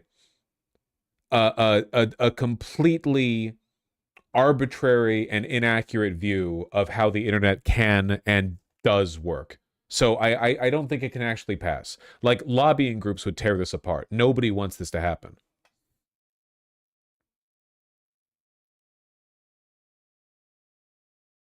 So destroy it. It would destroy the internet, yeah. Anyway, I know they've been pushing for this for a little while, but I don't think it's growing in popularity. No one should be immune from legal liability. No. In this case, you do want them to be immune, that you do want them to benefit from that legal immunity, because the legal immunity that they're fighting against here is that you cannot sue a social media platform or any website or whatever for content that is posted by a user of that platform. Would hurt them, that's the gist of it, basically. It won't harm them much. What the hell? I guess earlier when I pressed the button that I thought unmuted my microphone, I actually hit the button that made the robot lady talk. And that's awful? No, you really don't want websites to be able to be sued for the content of the material posted by users to that site. Like, I don't think it should be legal to sue Facebook for libel because somebody on Facebook, like a regular user, posted something that was a lie about somebody else. That would be like the internet couldn't really function, you know? That would not work. Literally, like Susie on Facebook says, "Martha's a bitch. She bit me in class." And then Martha getting the legal team together to sue Facebook. Not good. Not good.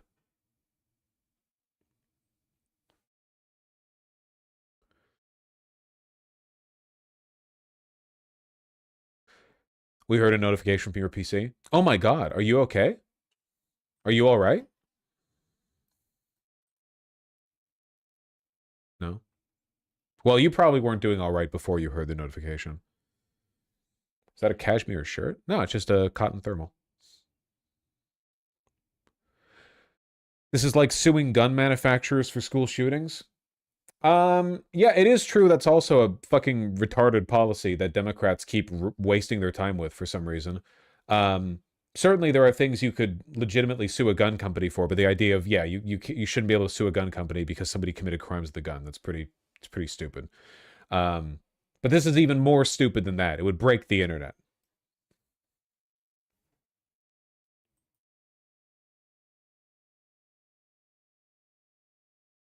That's literally what they're for. Gun lobbyists incredulity at DC. How did you think they were going to be used? Hunting? Who the fuck hunts anymore?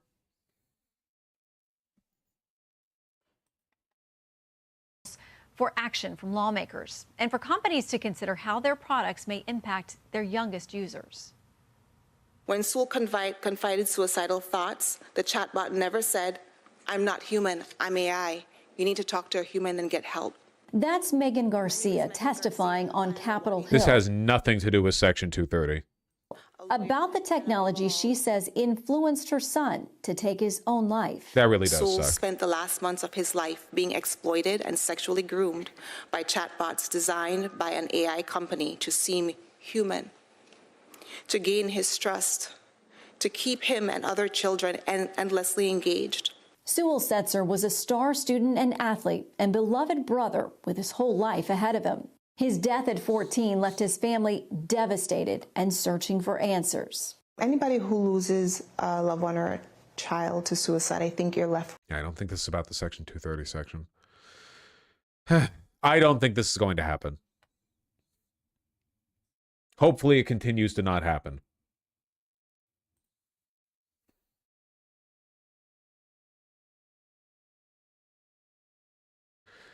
No internet till you're 25, goddammit. Yeah, how's Australia doing? I saw a video on Twitter of people saying, like, here are children in Australia after the social media ban, and it was some tweens zooming around throwing chairs inside of a mall. Why are you supportive of it in Australia but not supportive of Section 230? Because Section 230 and the social media ban have nothing to do with each other. Section 230 just allows the internet to exist. I'm in favor of kids not really being able to use the internet much at a young age.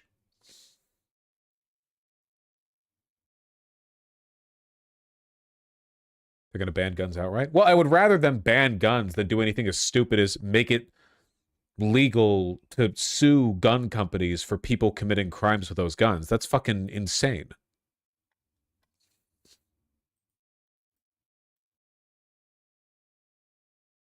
Should chatbots be protected by 230? I'm not sure what you mean. If the chatbot was programmed or implemented by the website, then that's a product of the website, not a user on the website. That's a different situation, I think. Kind of depends on the implementation.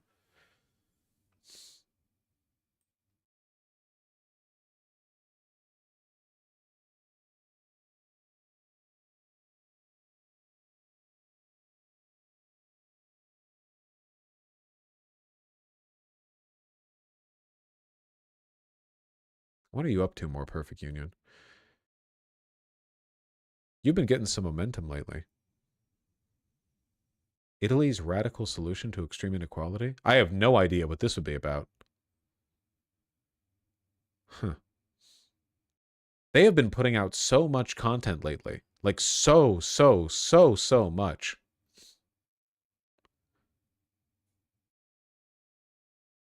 What doesn't Sam Altman want me to know?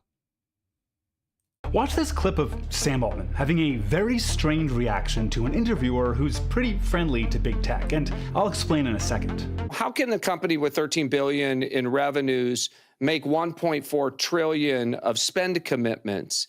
And you've heard the criticism, First Sam. of all, we're doing well more revenue than that. Second of all, Brad, if you want to sell your shares, I'll find you a buyer. I just... So catty. Oh my God. Enough.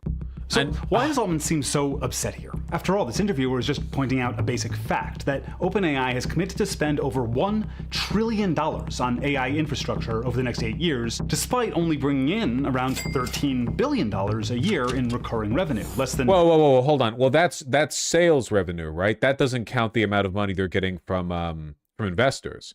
They're getting a fuckload of money from investors. And isn't that a kind of profit in itself? 1% of what they're promising to spend. I'm no money genius, and I'm personally terrible at budgeting, but that doesn't seem great. Most of the supposed growth in the American economy in 2025 was caused by investment in AI. That's all part of... I still can't get over that chart. Hold on. American economy in the one where, and this is unthinkable.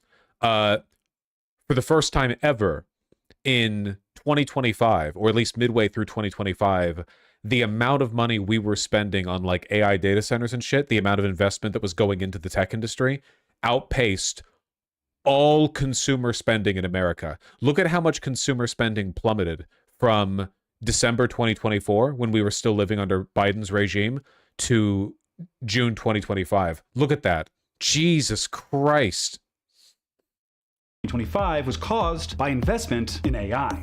That's all part of a promise being made by the industry, led by Sam Altman, that once a certain level of machine learning intelligence is reached, all of our problems will be solved. The housing crisis, cancer, poverty, climate change, mental health, democracy, universal basic income, cure a bunch of diseases, this cancer and that one, and heart disease. Helping you try to accomplish your goals and be your best. Very high quality healthcare. Important new scientific discoveries. The marginal cost of energy are going to trend rapidly towards zero. The more equal world. Universal extreme wealth for everybody.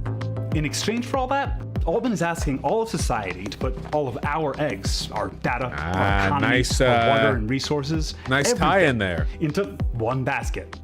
His. He's offering us one massive "just trust me, bro." So, should we trust Altman? Should we accept his deal? Is it even our choice? Altman isn't a technologist or scientist. He's an investor and deal maker, and really good at it, supposedly. But his whole career is a series of just trust me bro moments. So let's examine the deal Altman is offering all of us.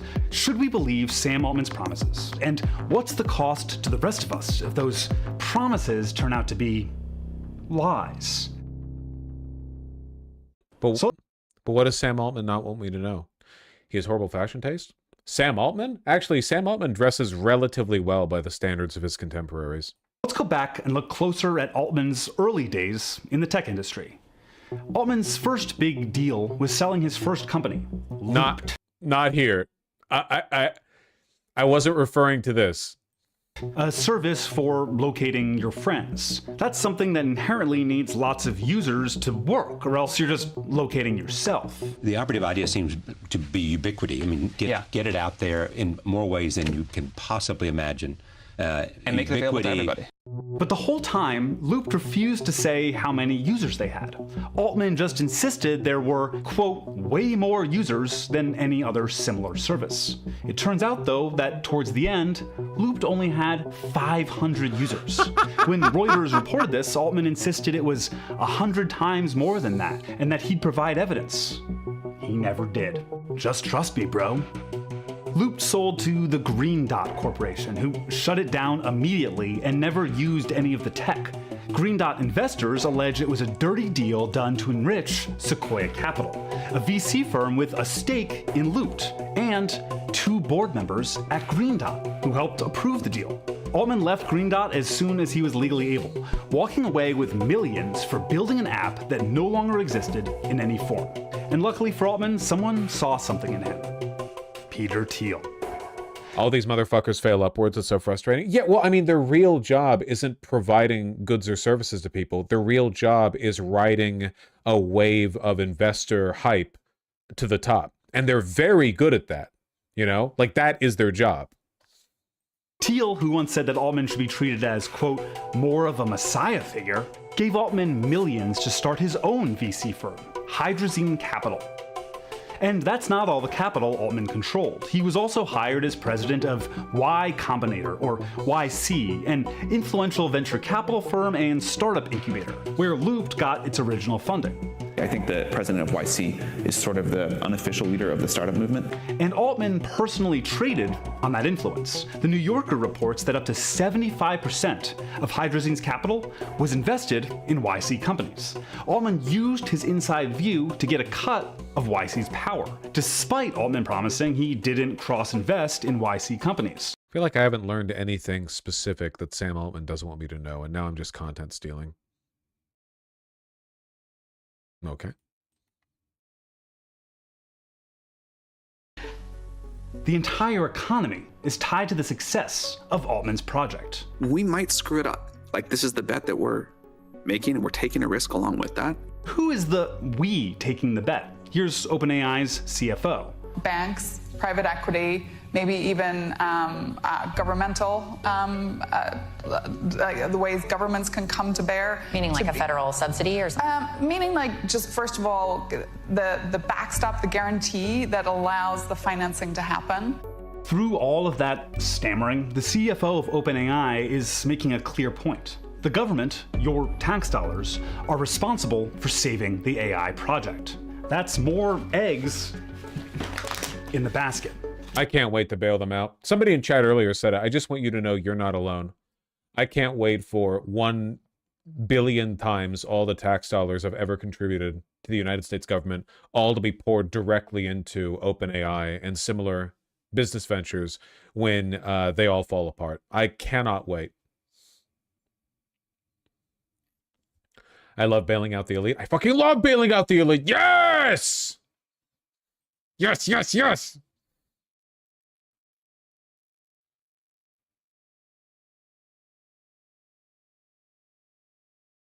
OpenAI runs out of money mid-January. Yeah, but it, like, doesn't really matter. It's not as though OpenAI operates on a profit-based model, you know? Like, they have a huge amount of investor capital they're sitting on, don't they? Like, if you count all the money they've gotten from investors, aren't they sitting on hundreds of billions at least?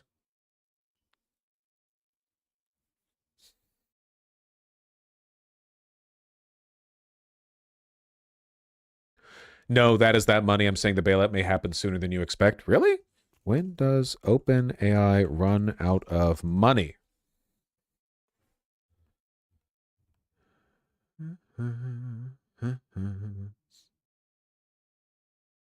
Find this.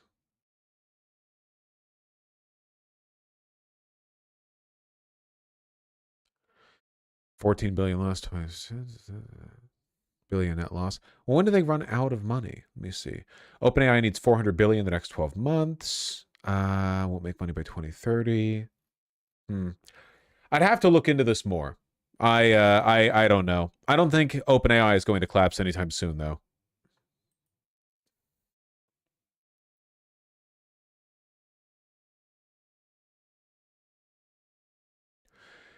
Hey Vosh, did you see the girl doing political yaoi fan fiction with evidence? No. I'm afraid those aren't the circles that I run in. But I hope that she's having fun. What the fuck are you talking about? What do you mean?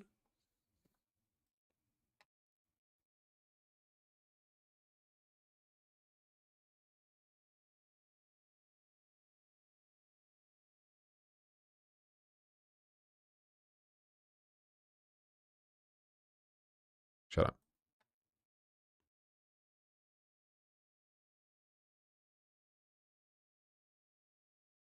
I don't trust tech articles that talk like this. One of the only consistent critiques of my work is that I'm angry, irate, that I take myself too seriously, that I'm swearing too much, and that my arguments would be better received if I calmed down. Fuck that. This is Gen X slop. I don't this doesn't resonate with me.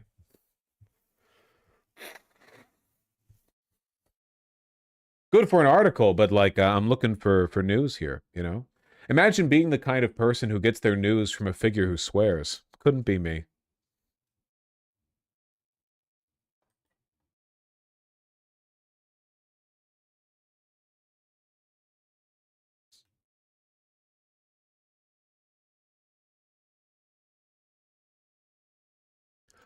New JJK trailer. Were you planning on doing anything with that incomplete sentence? What do you think I was going to do? Watch the new Jujutsu Kaisen trailer and instantly get my channel banned? Do you want to, were you planning on doing anything with that? Did you mean to say I watched it and I enjoyed it?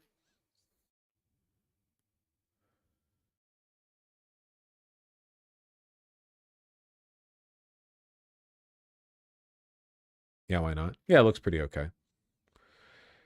The JJK manga is pretty ass, but the anime saves it with Sakuga, so, you know, you get what you can, I suppose. Also, that one girl in it looks cute with the green hair.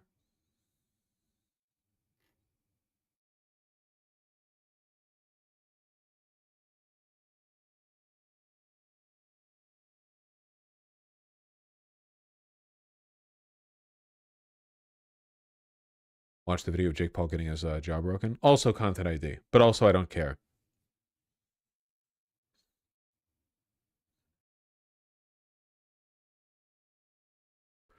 This is Ed Zitron. He's been like the guy who's been on this bubble shit since the beginning. Well, I that doesn't provide the information that I need. How often do you look at the Fortune 500 list? Never. What am I looking to get there? Yep, these guys are rich. What am I supposed to look at? You had to have seen the Silksong DOC trailer, right? Nope, I don't look at trailers.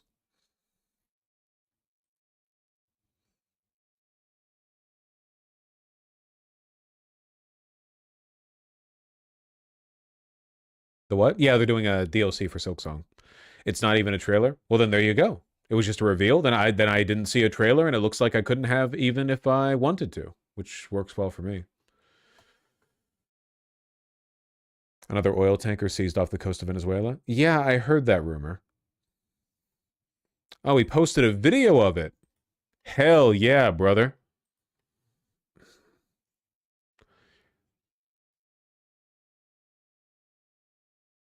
The U.S. Coast Guard, with the help of the American military, has apprehended another oil tanker off the coast of Venezuela. The U.S. Homeland Security Secretary Kristi Noem posting a video of the incident on X Saturday afternoon. The Yet another vessel was a distraction from the Epstein Panamanian-flagged files. tanker carrying Venezuelan oil destined for Asia, I'm told by a U.S. official. It's the second known instance of the U.S. interfering with a vessel near Venezuela, and it comes as President Trump announced this week a blockade of sanctioned oil tankers going in and out of the country as he works to ramp up pressure on the dictator Nicolas Maduro and cut off his economic lifeline.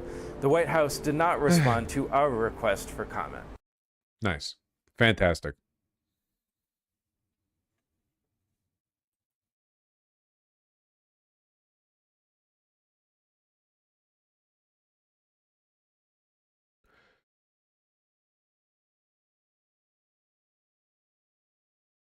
I am so stuffed up. It is infuriating. I get a day where my cough's not bothering me, and now I can't breathe through my nose. Insufferable.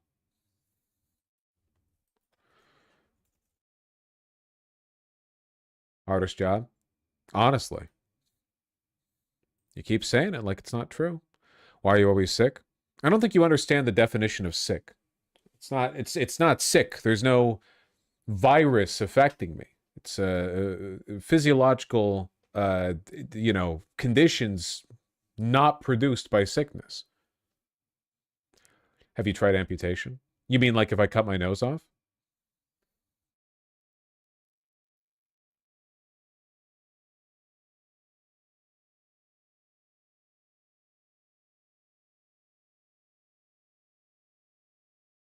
Trump was acting strange at his rally yesterday. That's probably not true. He's always like this. Not let them get away with this stuff. We have all the evidence now. We have all the evidence, and we have to do something about it. We have to do something about it. It's illegal, and it's disgusting. For the sake of content, will you cover Adam something and Big Joel having a dispute?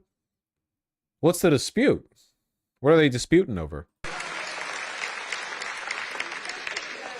You know, I brought a lawsuit, and I'm winning the lawsuit.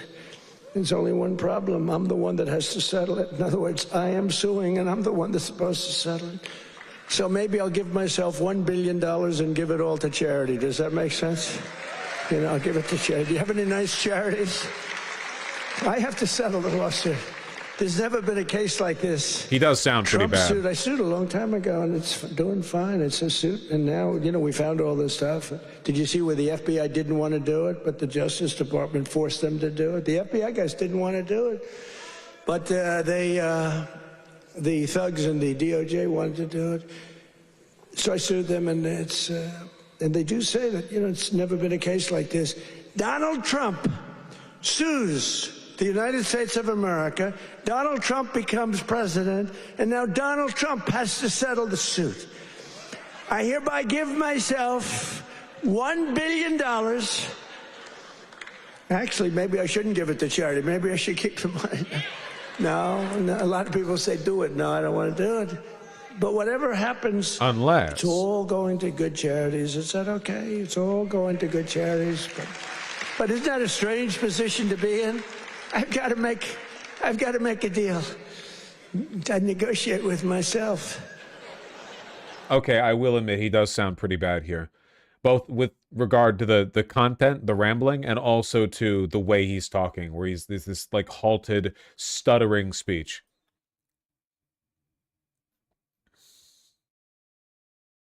Okay, so like, what's the has Big Joel made a response? Is this a back and forth, or is it literally just Adam something critiqued Big Joel or something? You know, he did. Okay. All right, I'll take a little look. 18 minutes. Have I doomed boys to Andrew Tate, a response to Adam something? And we're making the face over here. That's good. Hey everybody. So I woke up this morning to a message from my friend Jack Saint, who said to me, you got called out for failing to help young men. That was the message. Yeah, it was pretty fucked up. And it was a link to a video from the very large YouTube channel, Adam Something, where he talks about me and talks about how people like me, presumably not just me, I haven't seen the video yet, people like me are... Oh, wait, are you going to see the video? Otherwise, this isn't... It says it's a response. Wait, hold on. Are you in the same... Is it the same shot the whole time?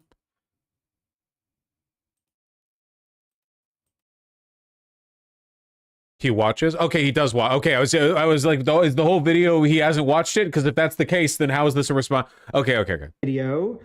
Types I used to listen to. Girl. So let's get into it. Let's get into Adam Something's video.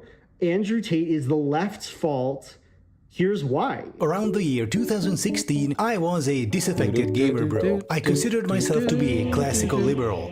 I hated those cringe feminists. Okay, so he starts off the video explaining that he used to be a bit of a chud. He used to laugh at feminists and stuff, but then he became dark woke. Fast forward to 2025, and most of those classical liberal types I used to listen to have become white nationalists. I, on the other hand, have chosen a different path and became dark woke. Which means that he is, I guess he's normal. I guess dark woke is normal. He likes, one second, let me see what dark woke means. I'm progressive. I am pro-LGBT, I am pro-feminism. It's getting to be a little more normal, I think. And I laugh at Big Red, I laugh at Jigglypuff, and I laugh at Humongous. Okay, so dark woke then means that he's feminist and stuff, but he still gets mad at like feminists who he thinks are stupid or something. Okay, we're skipping forward here to him talking about the subject of this video. I think there might be a slight rhetorical disconnect here between the audience that Adam Something is attempting to speak to and the tone with which Big Joel is reading this. And it's not necessarily either of their faults. It's just Big Joel is such a weasel. Wait, what the fuck? I like Big Joel. What do you mean? He's good. What do you? I'm sorry. You can't. We're friends to all. I was gonna say all men. Like I guess women are fine too.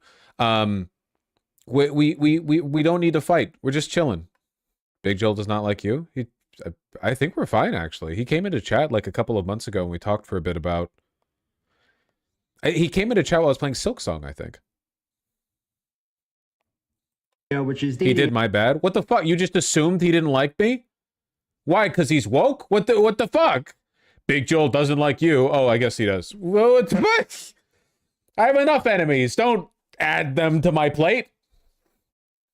Advice, and that seems to be where I jump into the picture. I was doing something which sometimes worked and sometimes didn't, but I wanted consistent results. I didn't just want to sleepwalk through my dating life and hope to stumble upon someone good. He was doing okay dating, he was doing fine, he was finding girls that liked him or whatever, but he wanted to quantify it in some way. I'm not really sure. Like he wanted to break through the system, understand the matrix. He wanted to figure out the ins and outs of dating.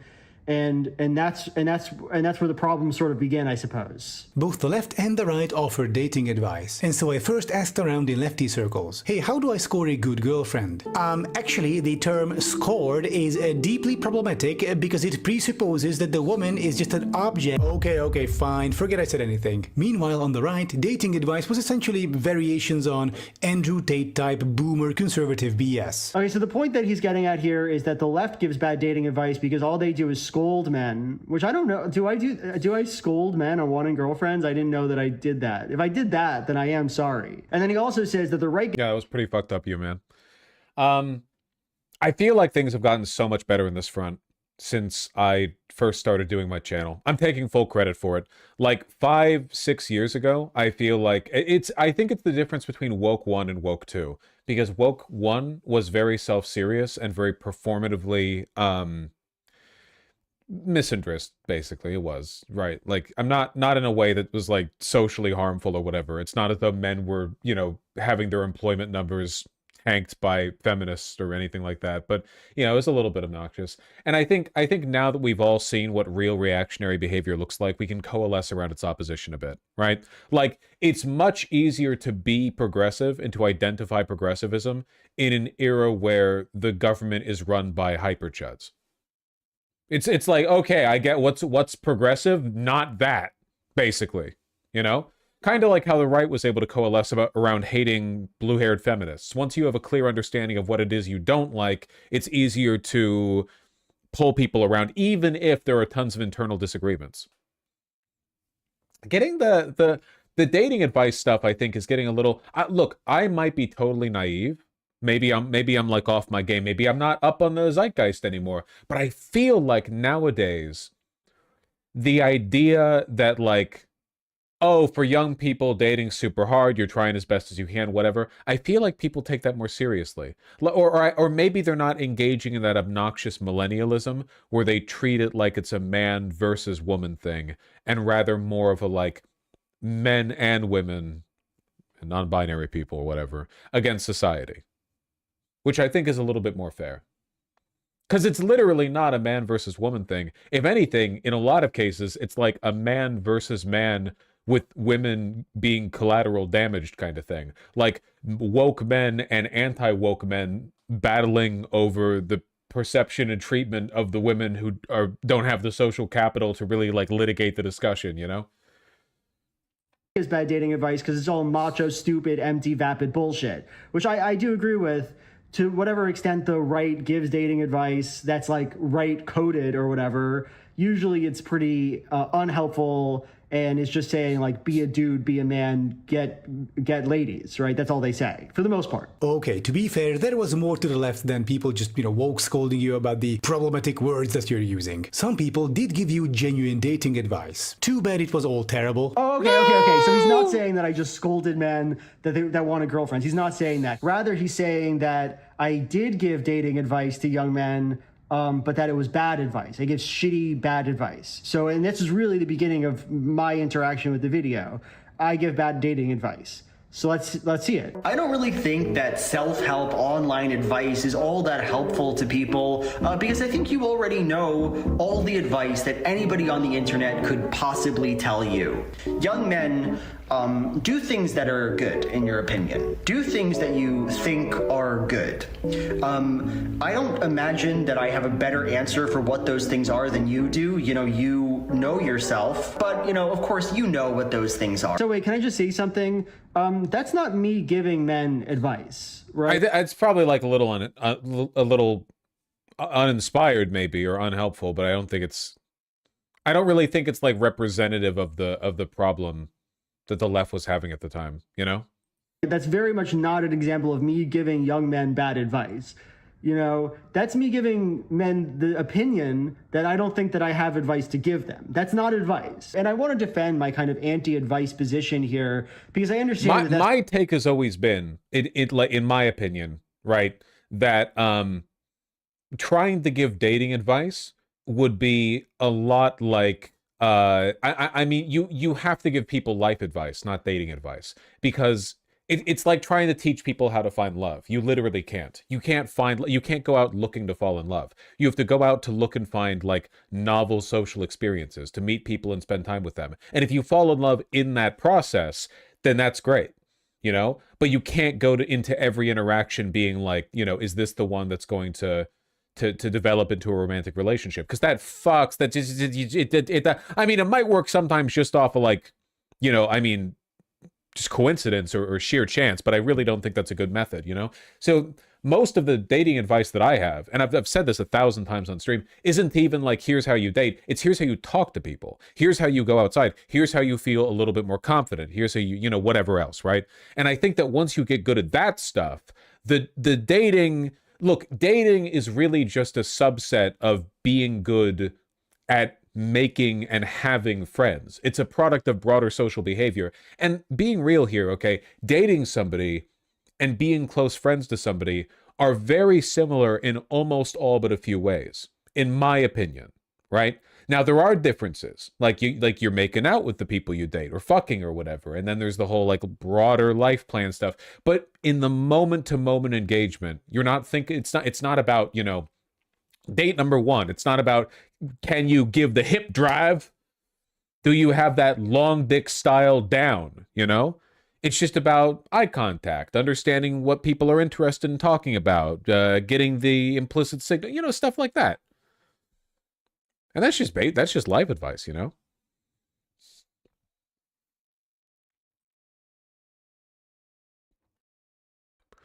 And the lens from which you view these interactions? Yeah, well, you don't want to take them too seriously. Were you ever going to cover that Why You're the Least Valuable Friend video? Oh, that'd be fun to do, yeah, for sure. Manosphere dating coaches are all dateless losers who have made that fact everyone's problem. Well, the big lie from the right is that women are a different species. So learning how to date them is a totally different skill to like broadly socializing or making friends. And you'll find to pretty much to a man, these people are like miserable, they are not happy in their friendships or relationships. So I just don't think, I mean, if that's how you want to treat it, I'm not going to fucking argue with you or whatever. That's your life. I'm not going to waste time But I don't think that shit makes people happy. I think even the chuddiest of the chuds secretly fantasize about an equal relationship with a woman.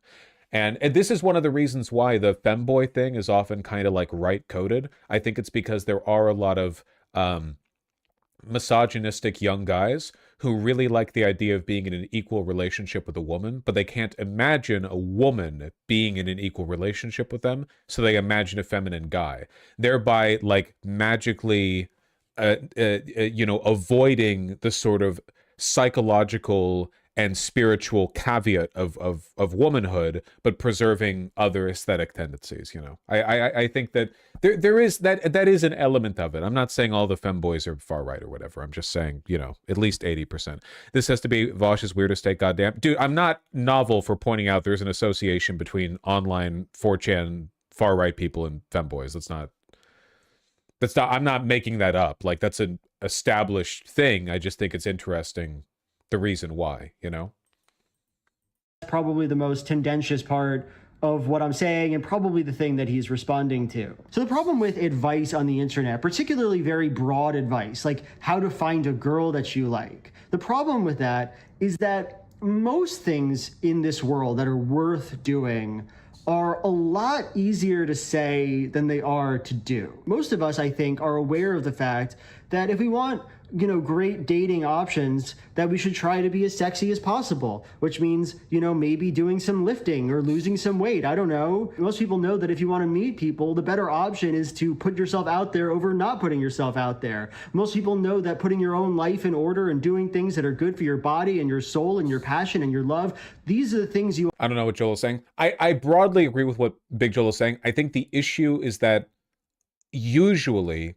people who are having so much trouble with something as innate to the human experience as dating or making new friends, people who are looking online for advice on that are lacking the confidence to arrive at these conclusions themselves.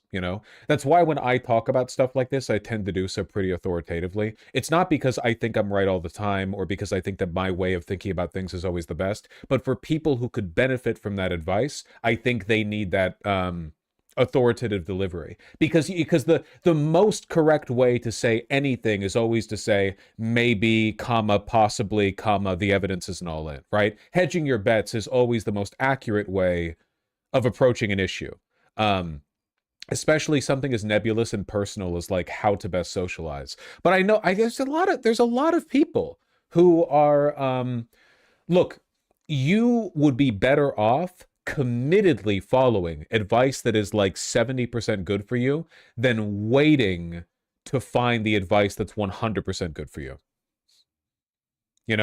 You are better off like charging ahead with a good plan than waiting for a perfect one. So that's why I try to speak like confidently on it. But different people are different, If I ever give a bit of advice like, go outside and try to hold eye contact with people or whatever, make conversation with the grocer, the cashier. As maybe for some people this just doesn't work, but I think for most people it would. To pursue in life. The thing is, all of those ideas are really easy to say, and the actual doing of them is the hard part. The day in, day out commitment to bettering yourself as a person, putting yourself out there, approaching the girls you want to date, shooting your shot. These are ideas that are obviously advisable, and I guess I'm giving you the advice to do them, but at the end of the day, after I've said that advice, go out and do these things that are good for you, work out, groom yourself, put yourself out there, then my role as an advice giver is kind of inherently done. And what's left is you reckoning with yourself. And that's something that people on the internet, people giving dating advice, they just can't really offer you that well. I don't know you. Adam, something doesn't... I think there's more to talk about than this. Though it's cool if he's just not, if he doesn't want to like engage with it at that level, But I do think there's always something to talk about. There's a surprising amount. It's the same with everything in life, right? You can cut the food in your kitchen with a basic ass $5 knife and be fine for your whole life, probably. And then there are people who know a million things about knives and buy like $400 knives. There's an infinite amount of depth to any subject. It's just a matter of how much you want to talk about it.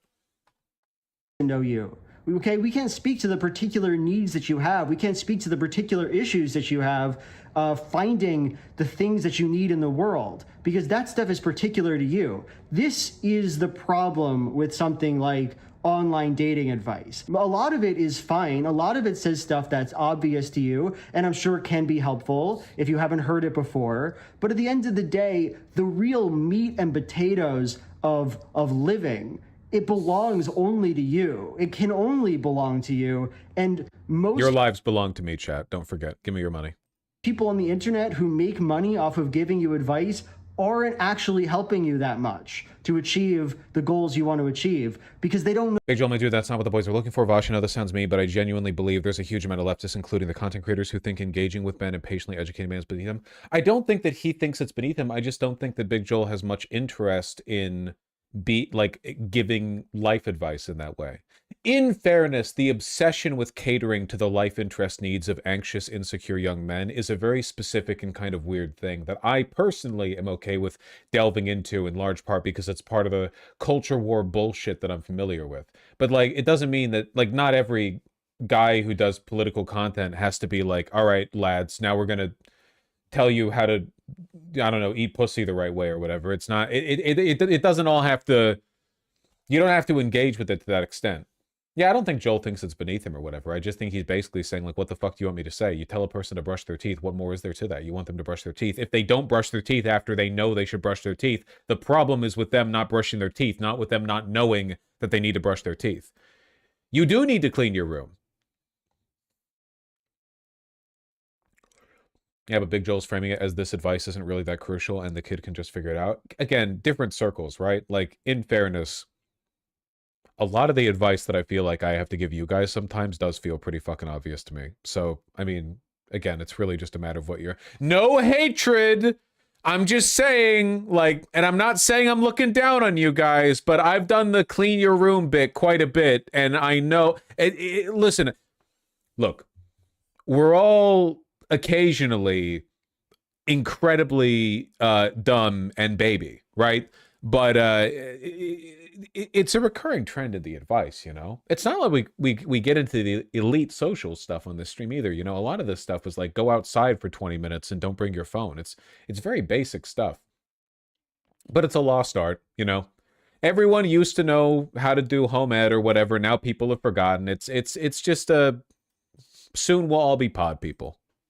Know you. And to be clear, you can disagree with my opinion on this. That's fine. It's totally fine. If you find people on the internet giving you really wonderful advice and you think it's useful to you, that's fucking great. That's great for you. But my point is that the self-help economy broadly, the economy around telling men that we can tell you things that will make it so much easier for you to find loved ones, because the problem is a knowledge problem. They're selling you something. They're literally selling you something, because I don't really agree with that.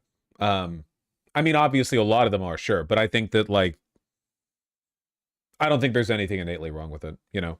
I should say, and I mean, in fairness, I am selling you guys something in the sense that I have a channel where I add revenue and people donate and stuff. So, I mean, there's that, obviously.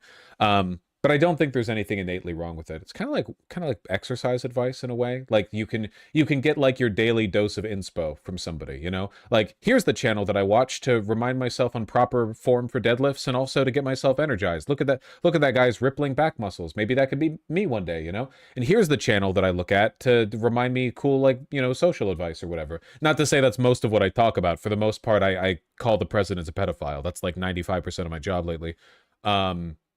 But you get it. You get, like, the principle.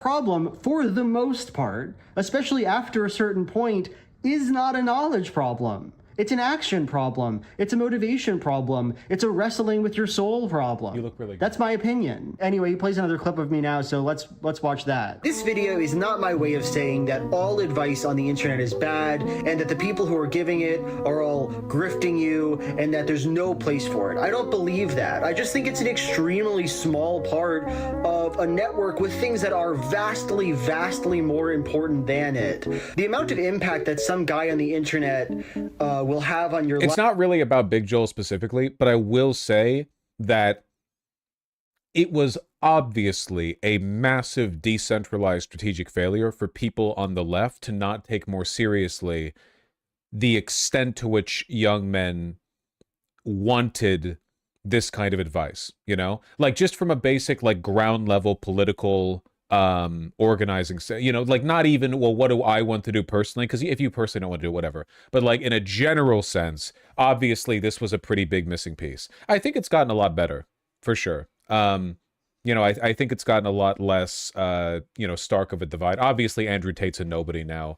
I don't really know who are the young guys watching now for dating advice. Fucking Fuentes. I have no idea. Fresh and Fit. I don't know where the Asmongold, I guess. I don't know where the money is now. Life when they give you advice on how to get motivated or whatever is, I think, you know, fairly small in the grand scheme of things, and that's my point. Wow. I'm sorry, I like Big Joel, I like his videos, but this type of stuff does not help anyone. Unfortunately for all of us, I do agree with what I said in that video. Like, I can't take it back. Like as I said, I'm not against all advice. I'm not saying that everyone who gives any advice is stupid. I'm sure that a lot of value has been gotten from looking up on WikiHow, you know, how to... Can we blame that an entire generation dropped the ball because the phones got to them? Look, the thing that's weird for me is that in many measurable ways, men are now underperforming relative to women. Like, men's participation in the workforce is dropping, women's is increasing. Men are going to school less, they're graduating less, they're getting worse grades. In a lot of, like, really measurable ways, men are doing worse. And to a large extent, you know, I think this can be blamed on, for one, this isn't women's fault. It's the fault of shifting social tendencies, material conditions. This is not a man versus woman thing, you know? But you have to ask, what is causing this? Because it's not men are getting more right-wing. Because they're generally not. That's just not true. That's not the trend we're seeing. Where, like, men are devolving into, like, cave people, chuds, low IQ chuds. And that's why they're doing worse in a bunch of ways. I think it's largely because it's actually... There are ways in which it's pretty difficult to be a guy these days. There's not a lot of aspirational motivation, right? There's not a lot to look forward to, I think, in the perception of a lot of young men. A lot of economic stress, shifting social standards, whatever. So I think for those reasons, right, there's kind of like a declining hope in the demographic. Certainly the case for men and women, but there's obviously a disproportionate effect here. That's worth looking at, you know? Girl, or like, I don't know if a girl likes you or whatever the fuck. Like, I'm sure that this has happened a lot. I'm not trying to take that away from anybody. But at the end of the day, yeah, if somebody is spending their time giving you advice and like coming up with like a corpus of advice to give you, and it's like long and it involves you giving them money in some capacity, yeah, it's probably not going to be that helpful, right? Because there's not that much really, really good advice that a person on the internet is going to give you. I also... there's a lot of room for good advice out there. Like, in my experience at least, I think that good dating advice delivered from people on the left to guys is shockingly rare. And I think a lot of that is because a lot of people on the left are uncomfortable talking about, like, real talking about dating, basically, because you have to often talk in a simplified sense about general trends, tendencies, and behaviors with men and women, and sometimes those overlap with, like, sexist stereotypes, you know. It's like for instance, a big part of learning how to date as a guy who's even moderately well off, if you're straight, right, you're dating women, is to learn to identify gold diggers, like women who are just looking for a free meal. Is this all women? No. Is this most women? No. Is it a real thing? Of course it's a real thing. It's like a ton of women like that in New York. It's an expensive city to live in. They're just hopping between dates for the free meals. Listen, no hate, girl. Get your goddamn, get your 3 meals, you know? But it's something worth talking about, right? You don't have to use the term gold digger. You know, you don't need to say the word or words. But it's worth talking about. And sometimes I think people on the left get a little, like, skittish about it.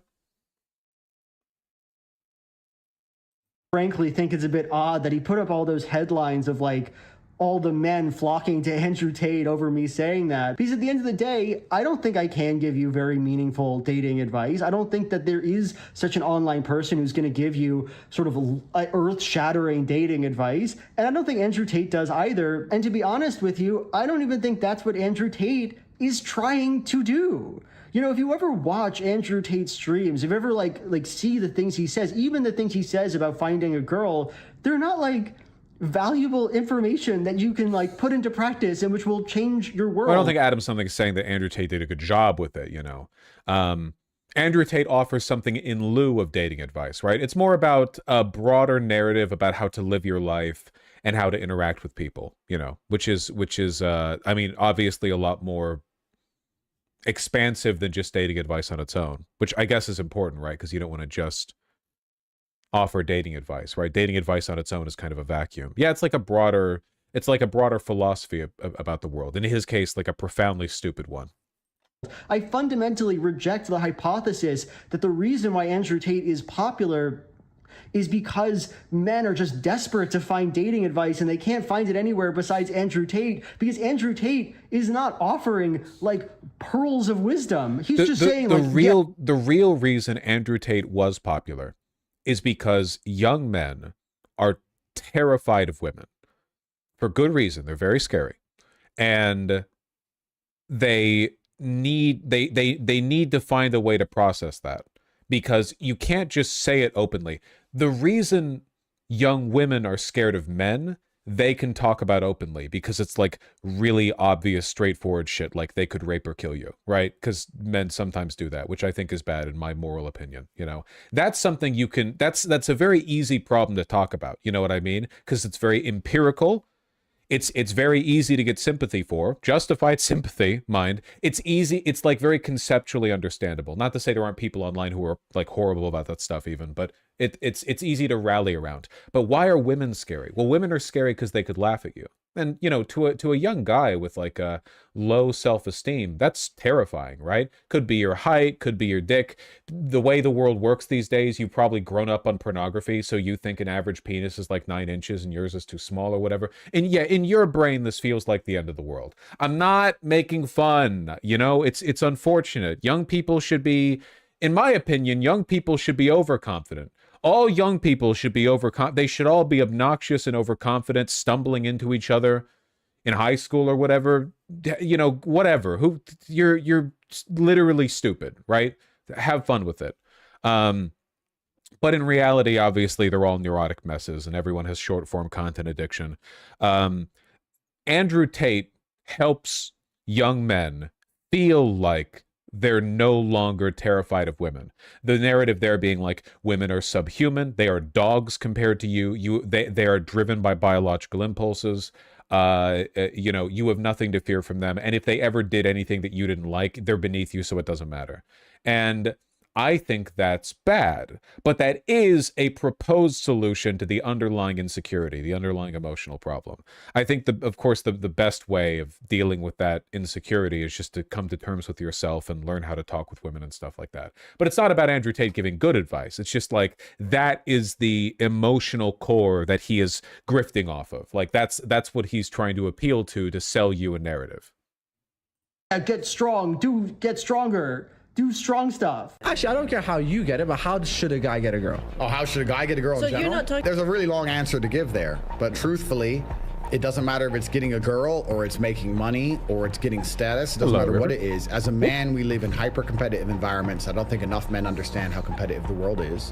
If you want a girl, you're competing against other men. You're not the only man who had the idea of getting that girl. There's no girl you're going to see and go, oh, I'll get that girl, and didn't cross anyone else's mind. Everybody else wants her. You have to outcompete other men. You have to be as competitive as possible. Because of this, I want to make the argument that the reason why Andrew Tate is, or really was popular, I don't know if he's as popular anymore, the reason he was popular isn't because he gave advice, but because of the far simpler reason they like him. They like the things he says. Andrew Tate entertains people. He gives them an ideological project that they enjoy and that they find entertaining.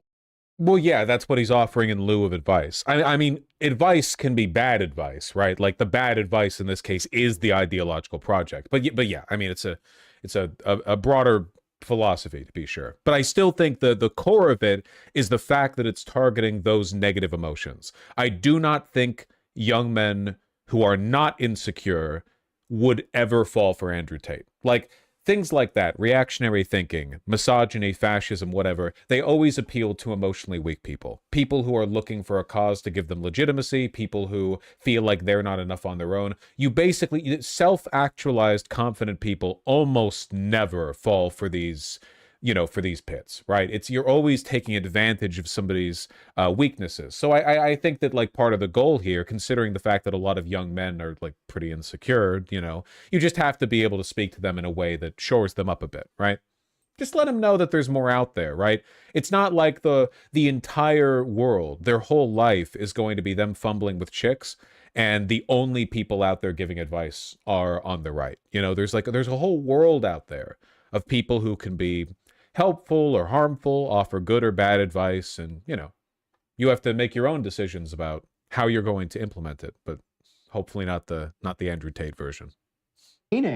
That this is the reason why young men are flocking to Andrew Tate. It's because they like him. And I feel like there's this constant refusal to reckon with this fact. There's this constant need to pretend that what's missing from the internet is dating advice, and that if we simply had enough of a scaffolding of dating advice, nobody would be interested in Andrew Tate. No, Andrew Tate is not offering dating advice. Andrew Tate is offering his lifestyle. He's offering spectacle. He's offering, in a certain sense, good videos, entertaining videos. So why would the solution to the problem be give really specific dating advice? That's not what Andrew Tate does. Do you see what I mean? Wow. I'm sorry. I like Big Joel. I like his videos, but this... I guess maybe it would be more accurate to say the solution is to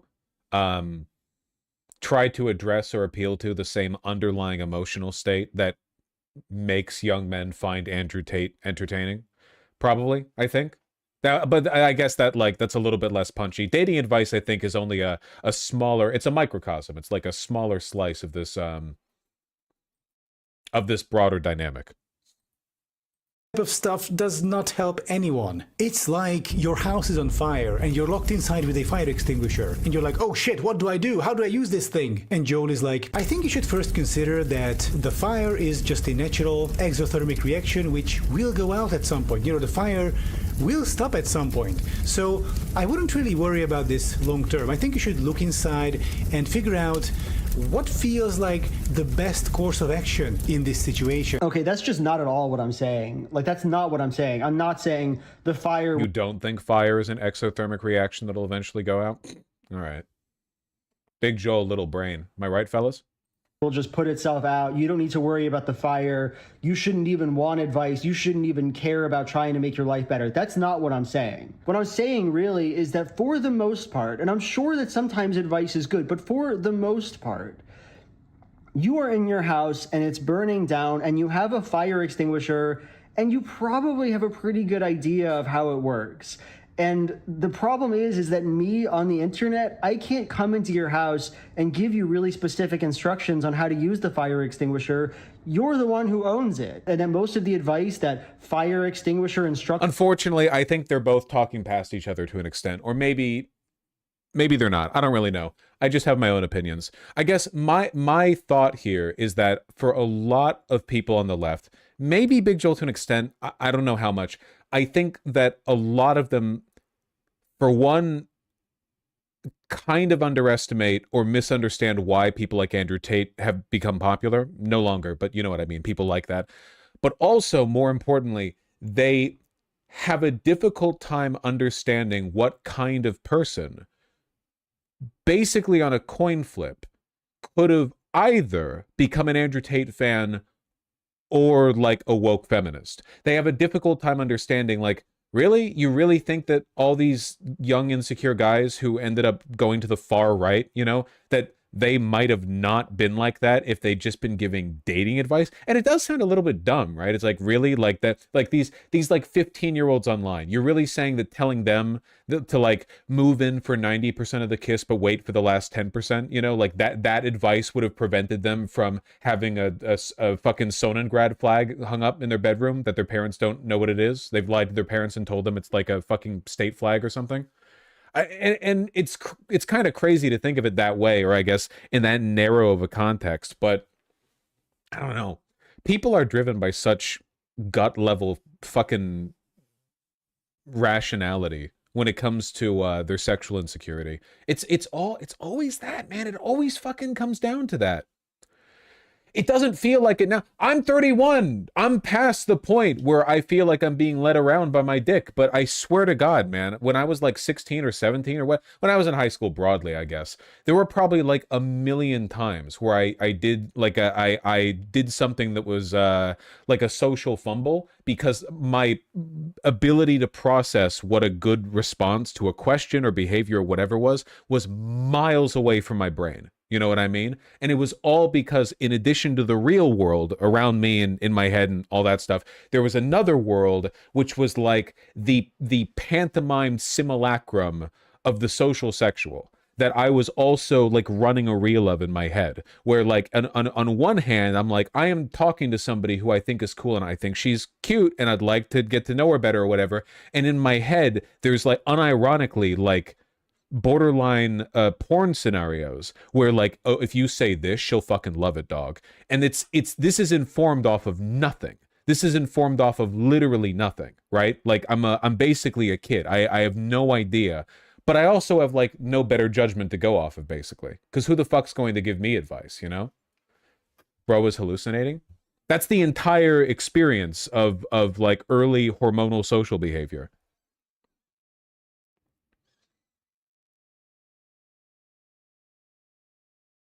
Goon schizophrenia. It sounds stupid, right? Or maybe I'm just explaining it poorly. I just think a lot of people forget how irrational and desperate a point in one's life it is.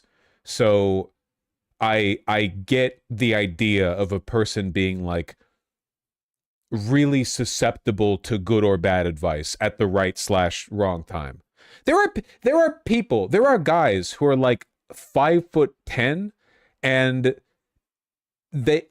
a girl they liked said they're short because her brother is 6'1", and they carry the insecurity of being too short literally until their 30s. Like at some point they're married in their 30s, and this 5'10" individual to his wife is like, I've always been short. And the wife is like, what are you fucking talking about? You're 5'10". And then he's like, I don't know, I guess I always thought that was short. And then you have to do some like time warping in the brain to figure out why you have that thought, and it's off nothing, and the girl didn't even mean it. She was just saying it, you know?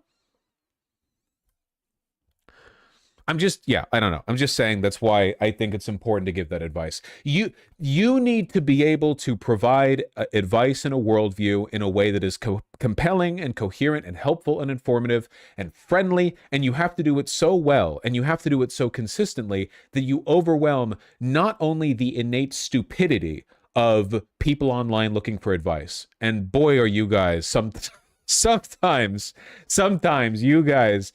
Not only do you need to overwhelm that, you need to overwhelm the counter propaganda from the massive right-wing grifter industrial complex trying to pull them in the opposite direction, right? You need to like rest them in the right way. Like they're getting pulled back by so many things. They're getting pulled back by the entire right, by fucking billionaire oligarchs that are funding these people, by AI chatbots so Makima from Chainsaw Man can fucking sex them. 12-year-olds out here asking her about her tits or whatever.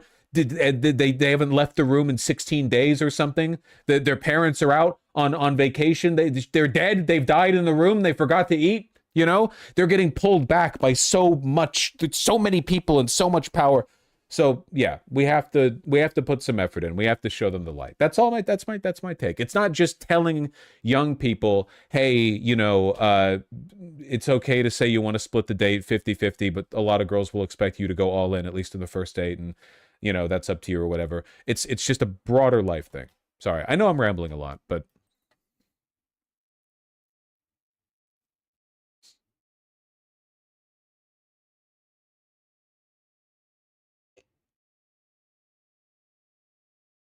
yes. Manual sellers give, you know it. Hey, just adding something in the edit. Jesus, it's so bright inside my home now. I wish I could add in the edit. Looking at what he's saying here, I just can't help but feeling, a bit disappointed by it. This title for this video, "The Left is Responsible for Young Men Going to Andrew Tate," it's so ambitious, but he's not really saying that I do that or like arguing that I do these harms or drag men to Andrew Tate. It doesn't feel like he's like looking at Andrew Tate or at the mechanics that would make people like him. It just doesn't really feel like he's paying attention to the material, really explaining how Andrew Tate ensnares people, what Andrew Tate's doing specifically, what sort of content the left should be making, right? And explaining like how the left doing that would work. I guess I just expected more explanation, more citation in this video, which is ostensibly... Well, I didn't see the full video, so I can't really speak to it. About how people end up falling for right-wing grifters. I don't know. So I want to skip forward a little bit now. Look at Vosh crashing out about the abject desolation every young man lives in from age 15 to 28. It's not that serious, LOL. What is... Guys, do I not know what crashing out means? Have I forgotten the meaning of crashing out, or is it shifted? Is it like how some people are trying to say unk means uncool now, rather than uncle? Because in the second half of this video, Adam Something starts giving dating advice. He starts just giving normal dating advice to his audience. So let's just watch like, I don't know, 30 seconds of it. I don't know. Okay, so what's needed on your end for girls to find you attractive, meaning 51 or above? Do you need to be a 2-meter tall, 90-degree square jaw mewing champion ripped gigached with 2% body fat? No, absolutely not. Because attraction is subjective and unpredictable. Some girls will just find you attractive for whatever strange reason. Don't question it, don't investigate it, just be glad about it. As long as you... That is true. That is good advice. They are crazy. Look healthy, look clean, and dress okay. If you do it in person, you just walk up to them and strike up a conversation. Make sure to have something in common first. Attending the same event, doing the same thing, that sort of stuff. Simply make sure that in that situation, striking up a conversation is socially acceptable. So have a lighthearted conversation, and if you think it goes well, meaning she's engaged in it, not just yes or no answers, then you ask for her phone number. Okay. I'm not going to watch all 9 minutes of this dating advice, but what I'm seeing here for now in the first minute, maybe he gets to more sage places. I'm not saying he's giving stupid advice, but what I'm seeing now in the first 2 minutes of his dating advice offering is look clean, healthy, well-groomed. If girls seem to like you, you should, shoot your shot, talk to them, ask women for their phone number if you like them, go to events where people will be, just sort of, give it your all. For online dating, you need photos and maybe a bio. Your photos will do 99% of the work, with your bio counting for about 1%. On your photos, you should be clean. This is why I think that the life advice stuff is so much more important than the dating advice stuff, because dating gets so much easier once you have your life more or less in order, by which I mean like, you should dress reasonably well. You should be in okay shape. I'm not saying you have to be like skinny or muscular or whatever. I'm saying like there is still a radiant glow of health that you get from fat people who still put the effort into exercising, Like if you're going on like 3 20-minute brisk walks a week and you have some dumbbells, you're doing some light exercise or whatever, you're being consistent with that, you're going out and blah, blah, blah, blah, blah. Like if you can do all that stuff, the dating stuff gets way easier. Like it's basically an open field for you because now you have enough, you have enough presence and like station in your life that you can present yourself positively. But trying to present yourself positively on fucking Tinder or Bumble or whatever, or Hinge, when your life is a wreck, now all of a sudden it's really tough. It's like how if you learn the basics of interior design, it's easy to take nice photos of your home. But if you don't, and your house is a mess and you don't have any good furniture, it's really difficult to set something up that looks good because you don't know how to, and you're cobbling together bad furniture. And even if you had the right furniture, the walls are dirty and the ground is that you don't have the rug and the lighting is all wrong. You're getting all the lighting from the overhead and it's 6,000 Kelvin. So yeah, I think it's more like live the best version of your life, and then when you're ready, let the world know that you're ready to like demolish some pussy. Basically, just like you have to become actualized, and then once you are, you can go on Bumble and be like, I will straight up crush it. I will crush it like a goddamn soda can that's just been drunk dry. Smiling, well-dressed. And that's great. I'm not trying to be dismissive. I'm not trying to say that that's stupid advice. I'm not trying to say that nobody would benefit from that advice. I do think that advice exists on the internet right now. I do think this is not different from WikiHow advice that you could just find on the internet in 10 seconds. I don't think that people desperately wanting for this advice are finding themselves in the clutches of Andrew Tate, because I think this advice is just sort of well known and that it's available to people. That's my opinion. And can I just say that I find it's often more about the delivery than it is the actual content of the advice. I think it's how you present it, right? I find the entire project of this video a little disingenuous. And let me explain what I mean. I mean, that sounds a little mean, but let me explain what I'm saying with that. Adam Something will come on the internet and say, what we really need is leftists to give dating advice to guys. That's what we need. And if we gave enough dating advice to guys, maybe then they wouldn't like Andrew Tate as much as they do. But if that's really true, if that's really the case, okay, practically, then why was the first 9 minutes of this video an argument against me? Why is it that the dating advice on its face was not entertaining or interesting enough for your male audience that we needed to first rebut some guy saying that dating advice wasn't helpful? What was the point of that, right? And I'll tell you what the point is. I'll tell you what I think the point is. Well, obviously drama gets clicks, right?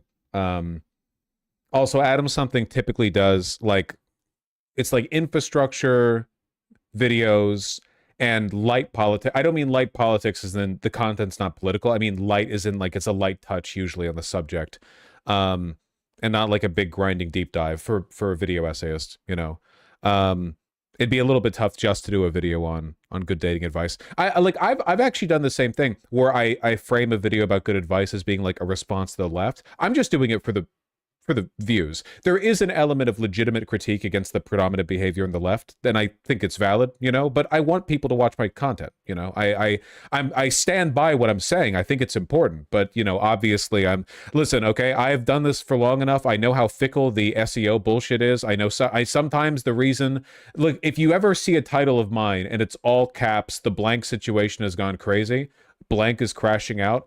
Listen, okay, I'm laughing to the bank. I apologize. If I could give you guys a factual title, like just a straightforward description, and I would get the same number of views, then that would be that. But obviously, that's not the world that we live in, so whatever, right? I want people to listen to what I have to say. It is tough to pitch people life advice, though, unless it's tough to get people to listen to life advice.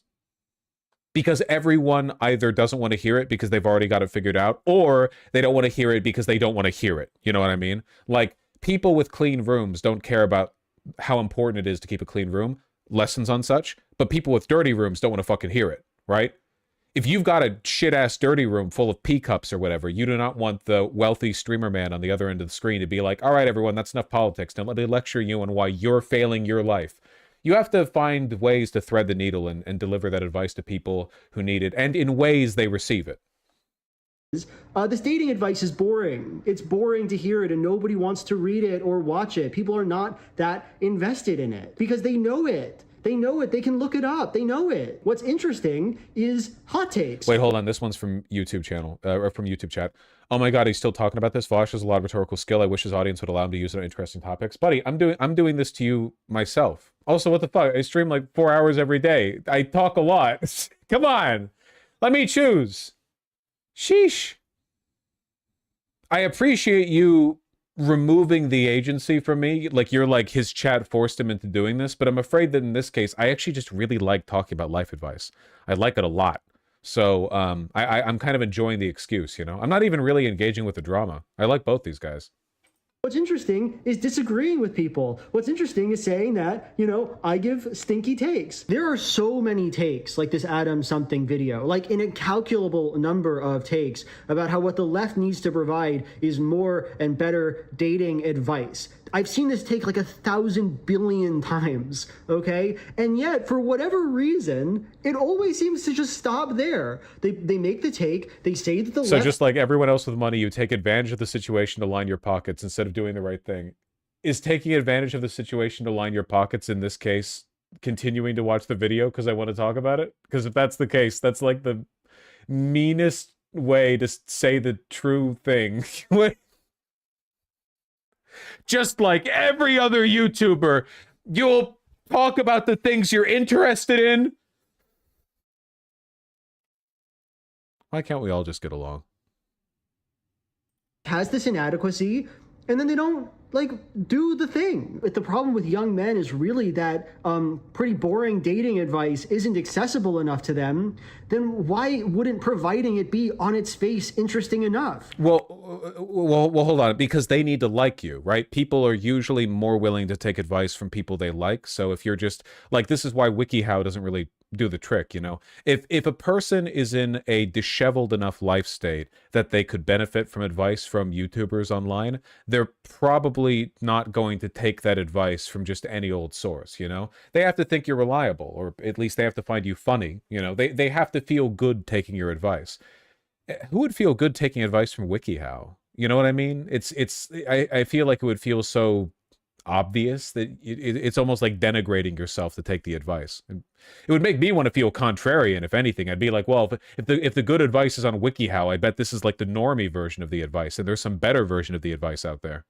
And it's not interesting enough. If you cut the first 9 minutes off of this video where you responded to me and just made a video called, here's some ideas I have for how to find a girlfriend, it would get like 10,000 views? Like, realistically, how many people would care? What I'm trying to get at here is that genuinely, I don't believe I am leading men to Andrew Tate. I don't think my opinions on advice are leading men to Andrew Tate. I don't think the fact that I don't offer tons of dating advice is leading men to Andrew Tate. Giving men normal advice on how to date women, it will not answer the problem that is Andrew Tate, because Andrew Tate is not appealing because young men think, when they watch him, wow, this guy gives outrageous advice. If I do what this guy says, I can do it all. That's not... Well, he quells their anxiety. But yes, the fact that they find him entertaining and likable is the what's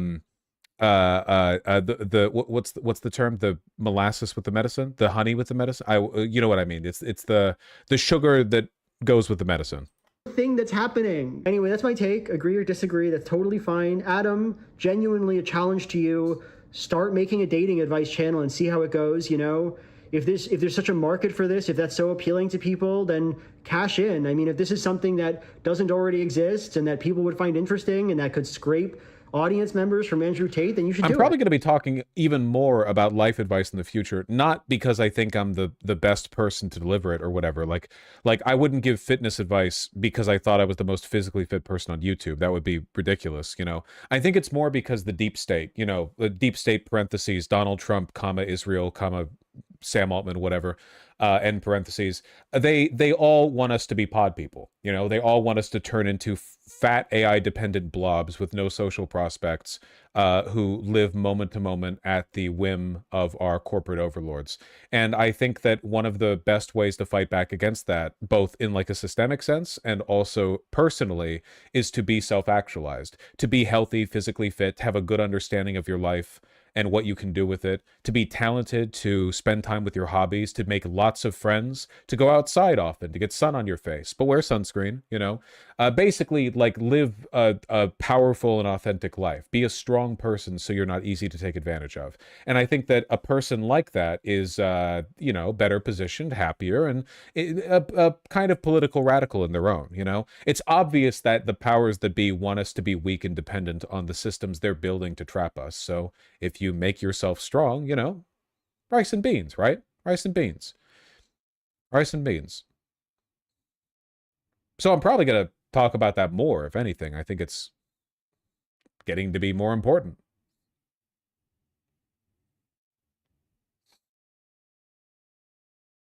Well, anyway. You should make the dating advice channel. You should make your channel devoted to dating advice.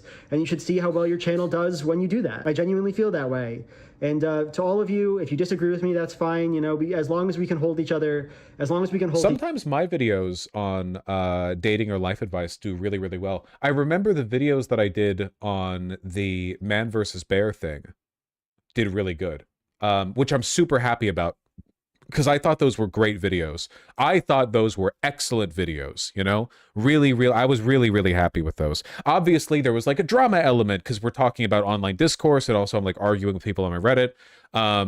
But they were all like a frame for advice and information that I thought was important, you know?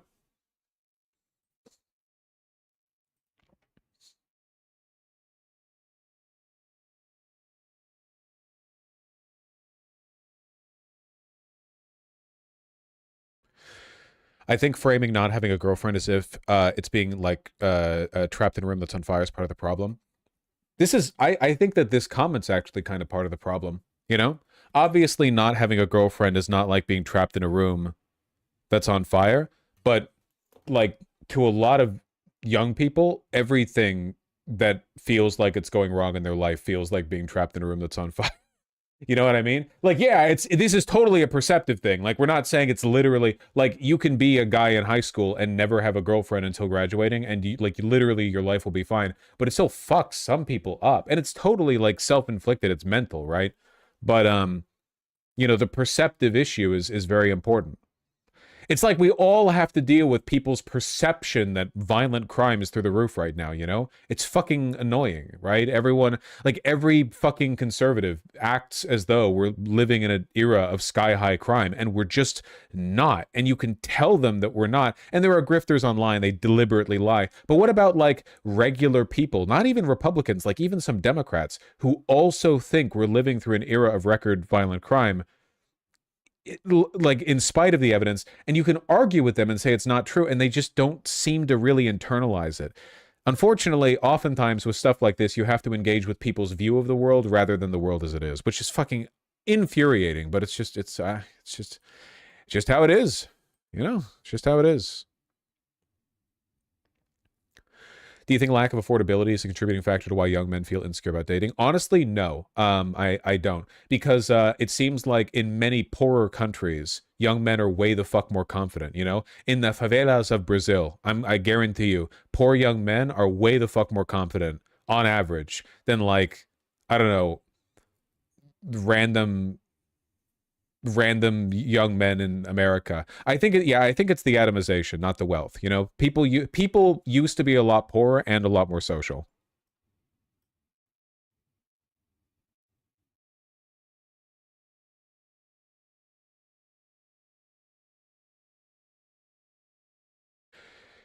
There are incels over in Brazil too. Yeah, but probably less. I'm just going to roll the dice on this one. I'm just going to guess that in Brazil, inceldom is probably less common than in America. I could be totally off on that, but you know, I feel like that's true.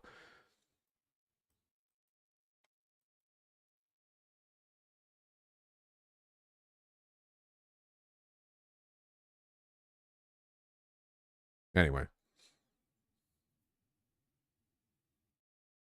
I hope they're able to like hug it out or something, you know? Adam something versus Big Joel parentheses fight to the death.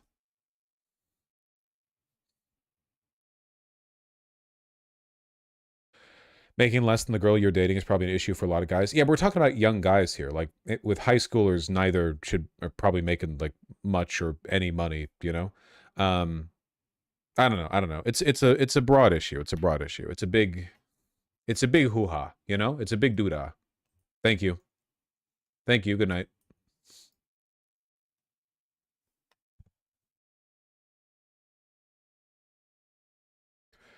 Can we talk about E33 getting their Indie Award revoked because of AI use? Yeah, that was pretty funny.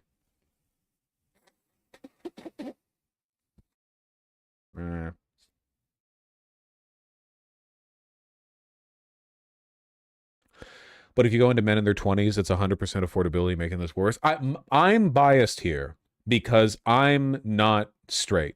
And when I do deign to have sex with women, they're not straight either. They're bi or gay, and I'm an exception.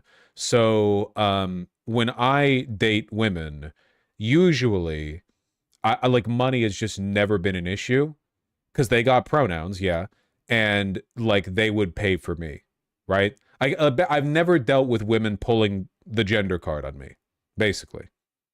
Actually, I've experienced the gender card more from gay men than I have women, personally. Like all the women I've ever dated or whatever, you know, it was like, well, we split paying for the meals or whatever. But I fuck like a twink or whatever, and they're like acting like the woman, you know, it's crazy. Crazy what they get away with.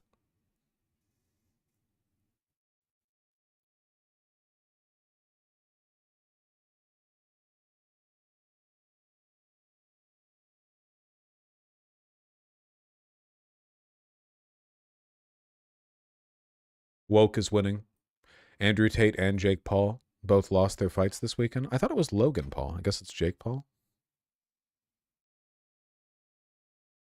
With the fucking Polymarket glove on Jake Paul. Jesus Christ. Oh, no, sorry. That's the Polymarket shorts on the guy that Jake Paul got beat up by. Okay, my bad. They looked like shit. Yeah, I mean, they were getting, like, punched a lot. So I suppose that makes sense.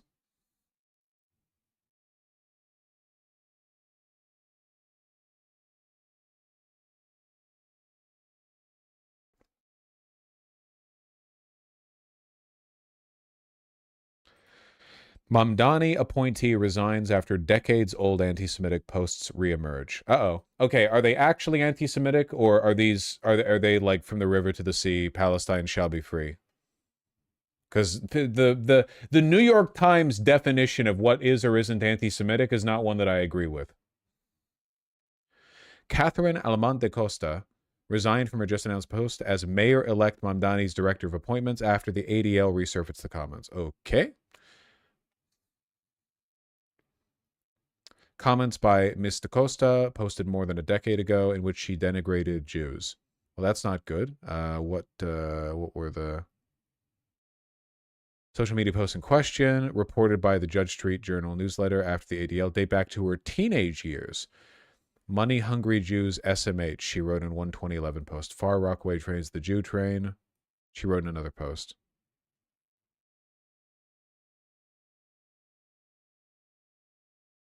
Is that it?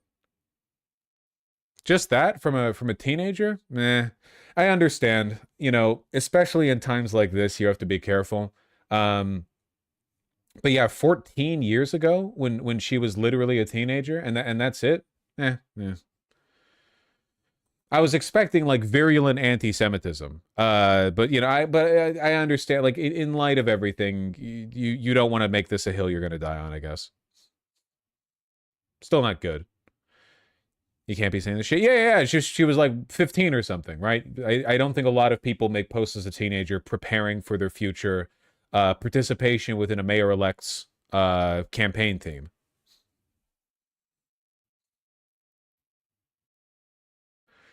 No worse than a Cumtown bit. No worse than a Cumtown bit, and Mamdani has met with both Stav and Adam Friedland. So what does that say? No, he met with all three! So what does that say?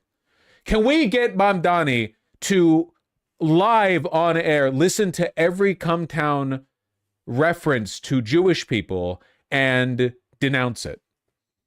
Could somebody clip together I don't know what it would be, like 12, 13, 14 hours maybe, and that's tightly clipped too, references to Jewish people in the Cumtown archives, and have him sit there and listen to all of it, then say I denounce?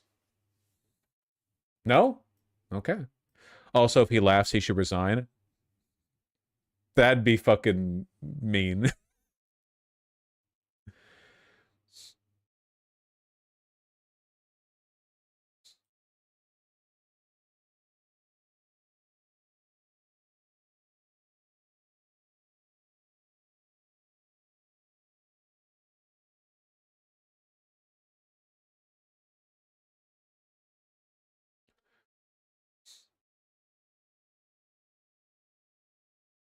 Did somebody link this to me, or did I click this on my own?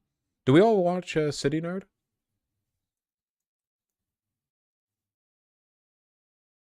If the housing affordability crisis in the US is such a big deal, then riddle me this. Why does our country have so many empty residential units, and why aren't we using them to house people? I run across these kinds of questions a lot, and I don't know any other way to try to answer them than just to look at the data. So today, that denies all of it, which is obviously in itself extremely suspicious. But you actually don't have to look into it that far to figure out the whole thing is kind of ridiculous. Part of the viral claim that BlackRock is buying up millions of houses stems from just basic confusion between BlackRock, an investment and asset management firm kind of like Fidelity or Vanguard, and Blackstone, a private equity firm that actually did buy up thousands of homes on the cheap in the wake of the 2008 financial crisis, which maybe isn't good. I guess you could make the argument that real estate investment trusts should be barred from bidding up the price of housing, and highly aggregated version of homeowners to test this affect. I like this guy, but I don't think this would make for very good content. Oh, no, where I'm actually posting. Well, the housing crisis in America is not caused by BlackRock or Blackstone or Blackwater, for that matter. That it's just not. They own a tiny percentage, a tiny percentage of the U.S. housing market.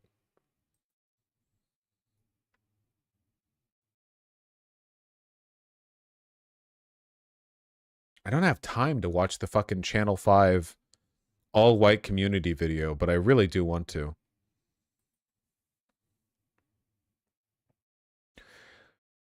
What does he mean maybe isn't good? That was him being dryly sarcastic. I know the channel. I don't think that he's fond of that.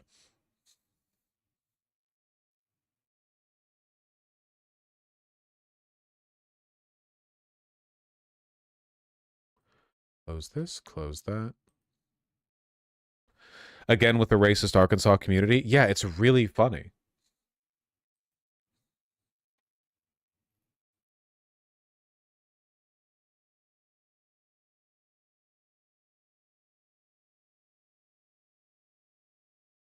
Sometimes that dry contains. Okay.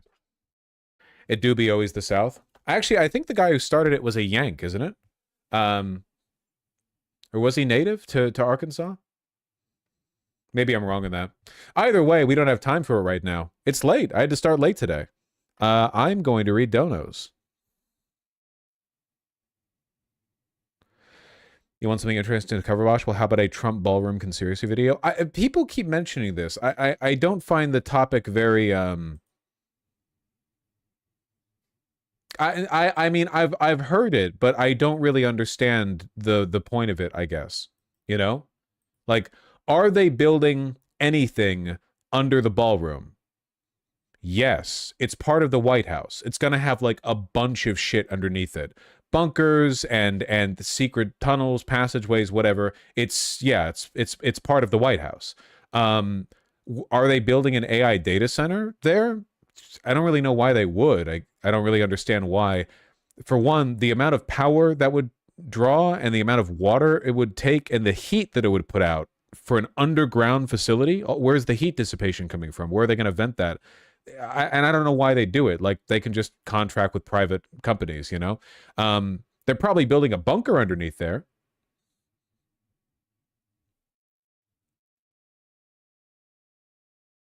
But that's normal.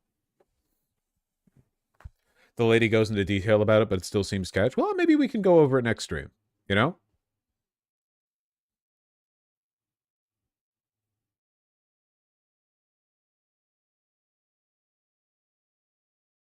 Pretty detailed, I believe it. Perhaps.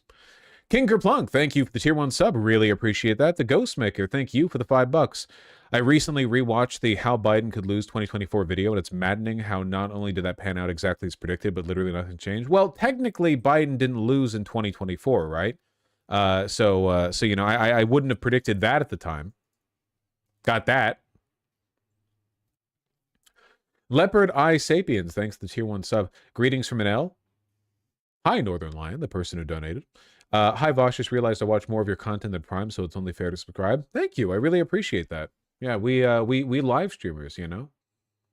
Easily like HBO primetime television quality content over here. God of Eep, thank you for the tier 1 sub. It's so over fashion, bros.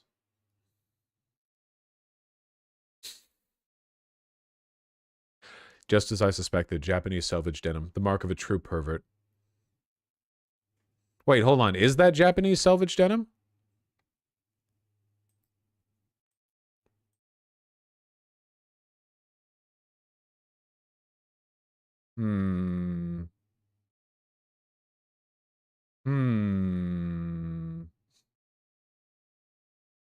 It could be.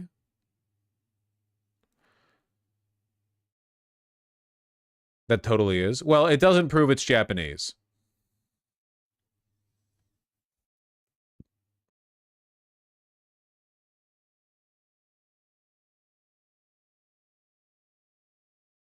Fuck you. These might not even be jeans, man. These don't look like 5-pocket Jeans, where are the rivets? And look at how it's folding over here. I don't believe it.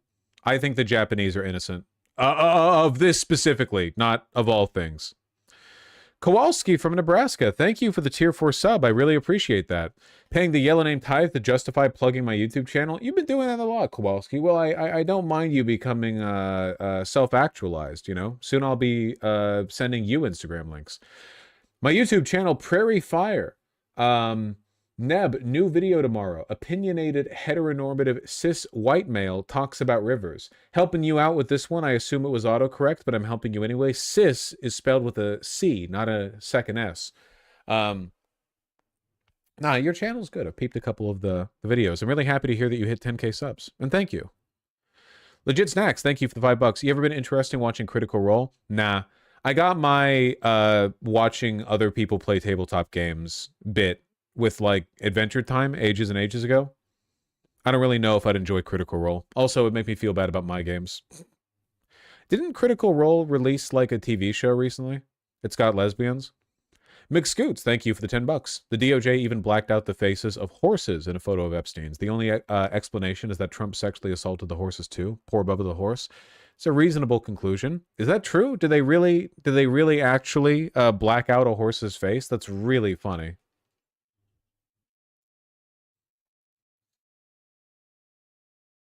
B, thanks for the tier 2 sub. A YouTube link. Daring. A funny? No Family Guy clips on here, I'm afraid. Nice try. Goddamn Zoomers.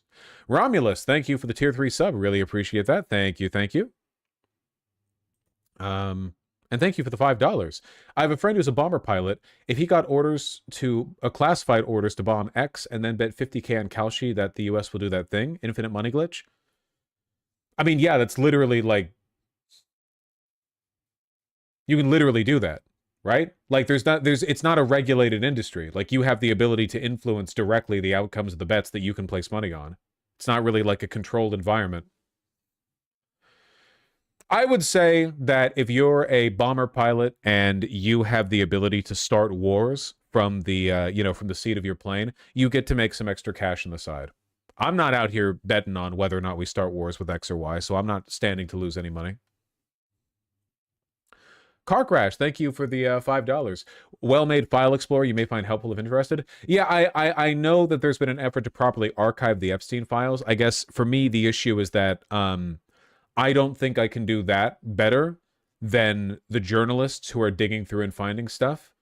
And the process of me looking through literally hundreds of thousands of files to find specific stuff. You know what I mean? It's like, I don't think I could do that. I think this is a useful tool for the kind of people who are doing journal work. They're doing journalistic, such and such. In my case, for a ADHD riddled individual such as myself, I think I'd just get frustrated with it.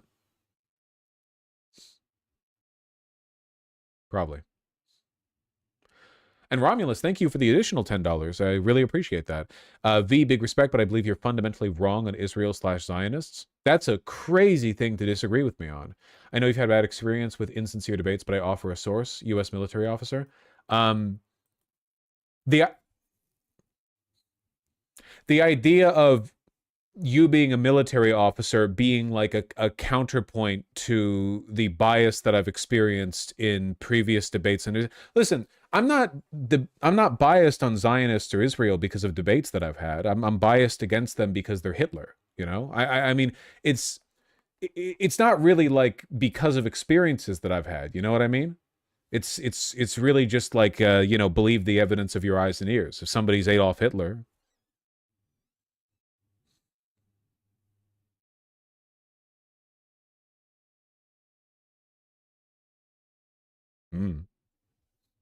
Character limit fucked me on that dono. I agree Israel is devils. I agree Israel bad devils details, you know? So you think they're bad but not Hitler. Also daring. Ringek, thank you for the $5. 10th anniversary update to Underrail. They added new weapons. Time to play it again. Really? Underrail is a really good game. Wish that got more buzz. You know? Leafar, thank you for the $5. Republicans want to make it legal for militias to do piracy. Okay. To stop drug boats, GOP lawmakers want to license privateers. Oh, okay. They want to do for the oceans what the Texas Border Patrol has already done, which is basically deputize citizens into running around hog tying Mexicans, you know? I don't think this is actually going to pass, though. I don't think this is doable out there in the open seas.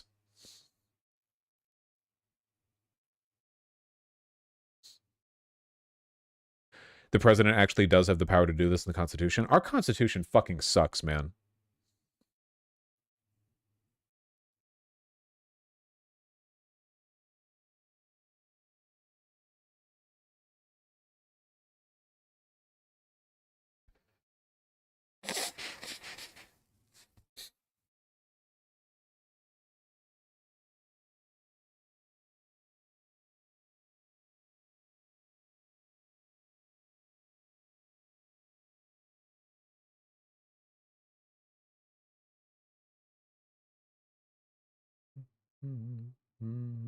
Apparently the grand jury transcript is now available unblacked out. Interesting. Wonder why they did that. Well, we can investigate that tomorrow. Let me check super chats. Super chats.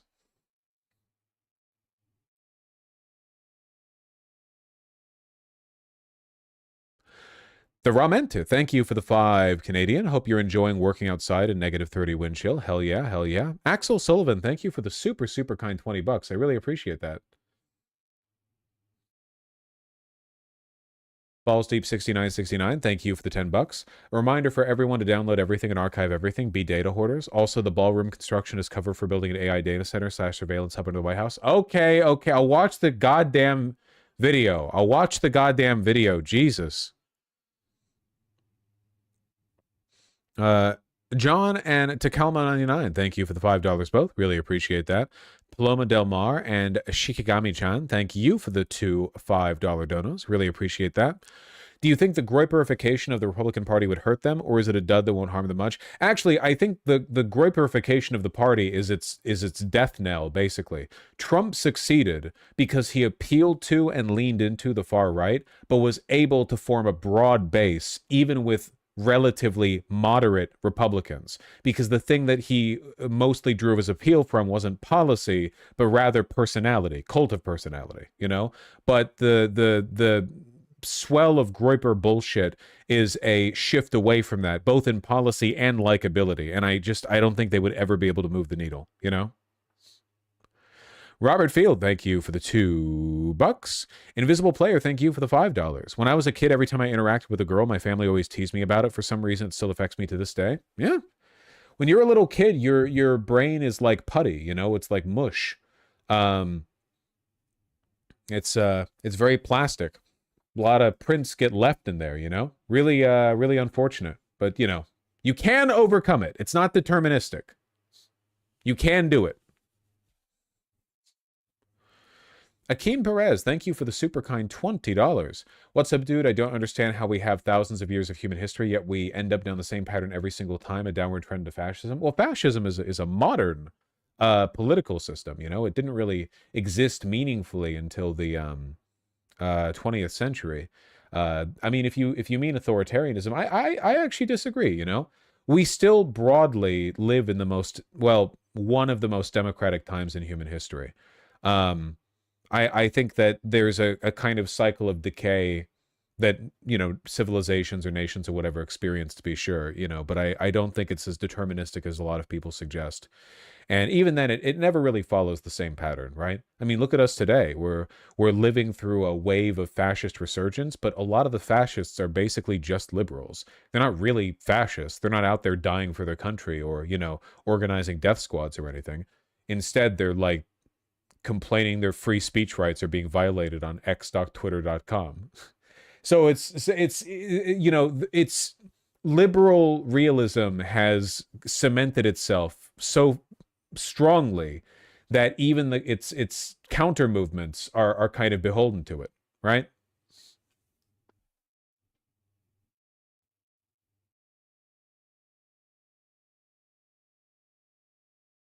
What matters is that everyone's having fun. Now, chat, I'm going to be real with you, and I hope you're not upset. I actually don't know if I'm going to be able to stream tomorrow. Tomorrow, I have to do some more Christmas shopping preparation stuff. I don't know if I'm going to have time in the morning before I have to get going. You know, a lot of these markets, they get swamped if you wait too long. I know, I'm sorry. Apart from this, though, I should be able to stream consistently, though probably not actually on Christmas, you know. I got to host a Christmas dinner, and I'll have to be cooking and so on and so forth. All right, everyone take care. I love you all very much. Oh, actually, do you guys want to see something cool?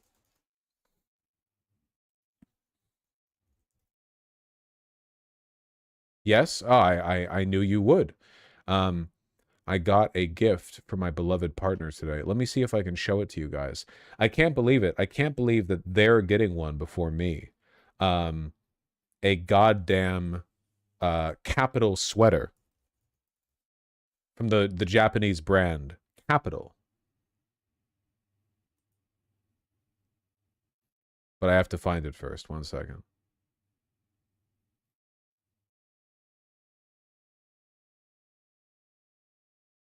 Noticing something cool? Fuck you.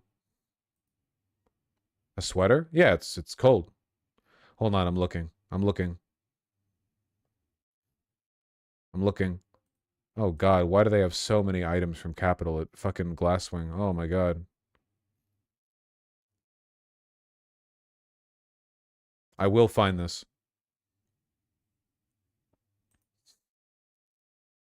It's got big sleeves. It's unisex, but it's Japanese, so Japanese unisex would probably not fit on me. Well, it definitely wouldn't fit on me.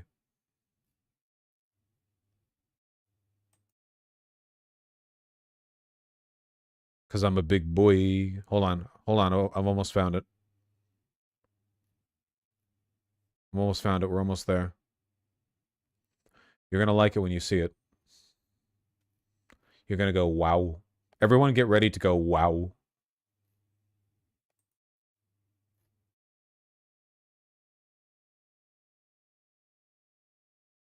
No, I said get ready. I said get ready.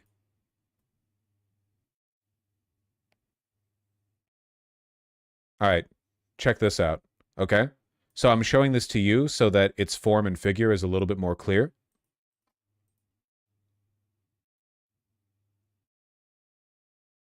But the one that they got is navy blue. Look at that. Wool sweater with a roll turtleneck, gigantic sleeves, and little gloves in the end.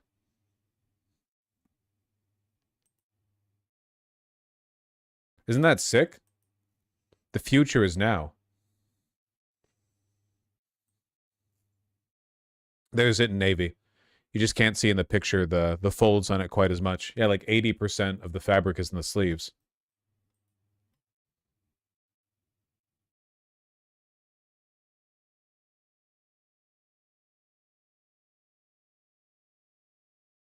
If only it wasn't almost 600. This is actually one of the cheaper sweaters you can get from Capital. You know, they've got some substantially more expensive stuff. Very good brand. Very good brand.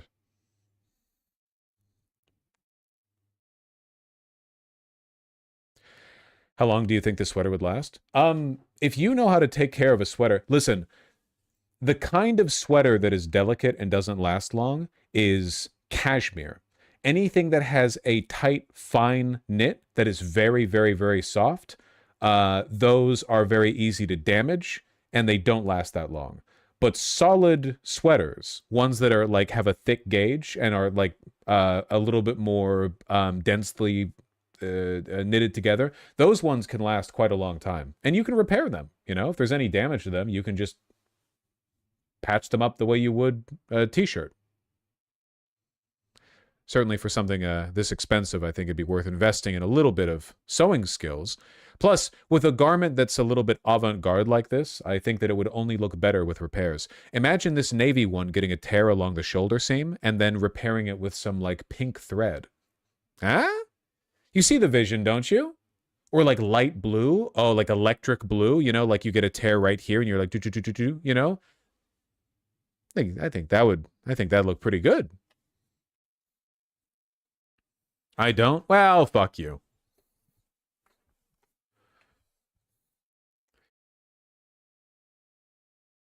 Not just seams, but embroidery too? Absolutely. I got this thermal from the same trip to Glasswing, you know? I need to stretch it out a little bit because it's a little bit tight around my chest, but it's so warm and cozy.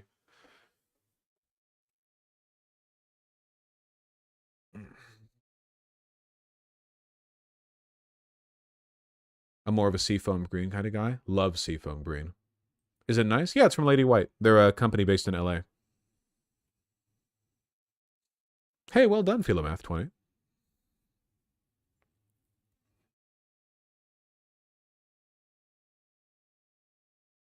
I could probably make nice sweaters, but I get so anxious about washing my pieces rip. Hey, washing wool is much, much, much easier than people often give it credit for, you know? Hand washing is not that tough. It's more time consuming, but you don't have to wash sweaters that often, you know? Especially wool ones. Wool is a naturally deodorizing fabric. They don't really get stinky that easily. I mean, you have to really work at it. That sweater said dry clean only, didn't it? Yeah, they always say dry clean only. You can, if it's made out of wool, you can hand wash it. Unless it's like exceptionally delicate. But this one isn't. It's not. So yeah. They just say dry clean because they don't want people to fuck it up hand washing it and then get mad at the company, you know? I am nuts. I'm very lucky. You can hand wash pretty much anything. If you want to. The main thing to remember when you're hand washing a sweater is only lightly agitate it in the conditioned water, and when you're drying it off afterwards, you wring the water out of it, not with any stretches or pulls or twists, but rather just by bundling it up in your hands and going. You want to compress, because that way you're not stretching any fibers. You squeeze, ooh, big squeeze, and then you lay it onto a towel and you roll it up in the towel and you press down on it and you get all the moisture out that way. And then you, if you have a blocking board and some pins, you can do some real magic. Actually, here, I think I recently watched a YouTube short before while I was waiting for stream to start. I watched a YouTube short that showed you the process on a old J. Crew sweater, which I think is an excellent way of demonstrating the principle here.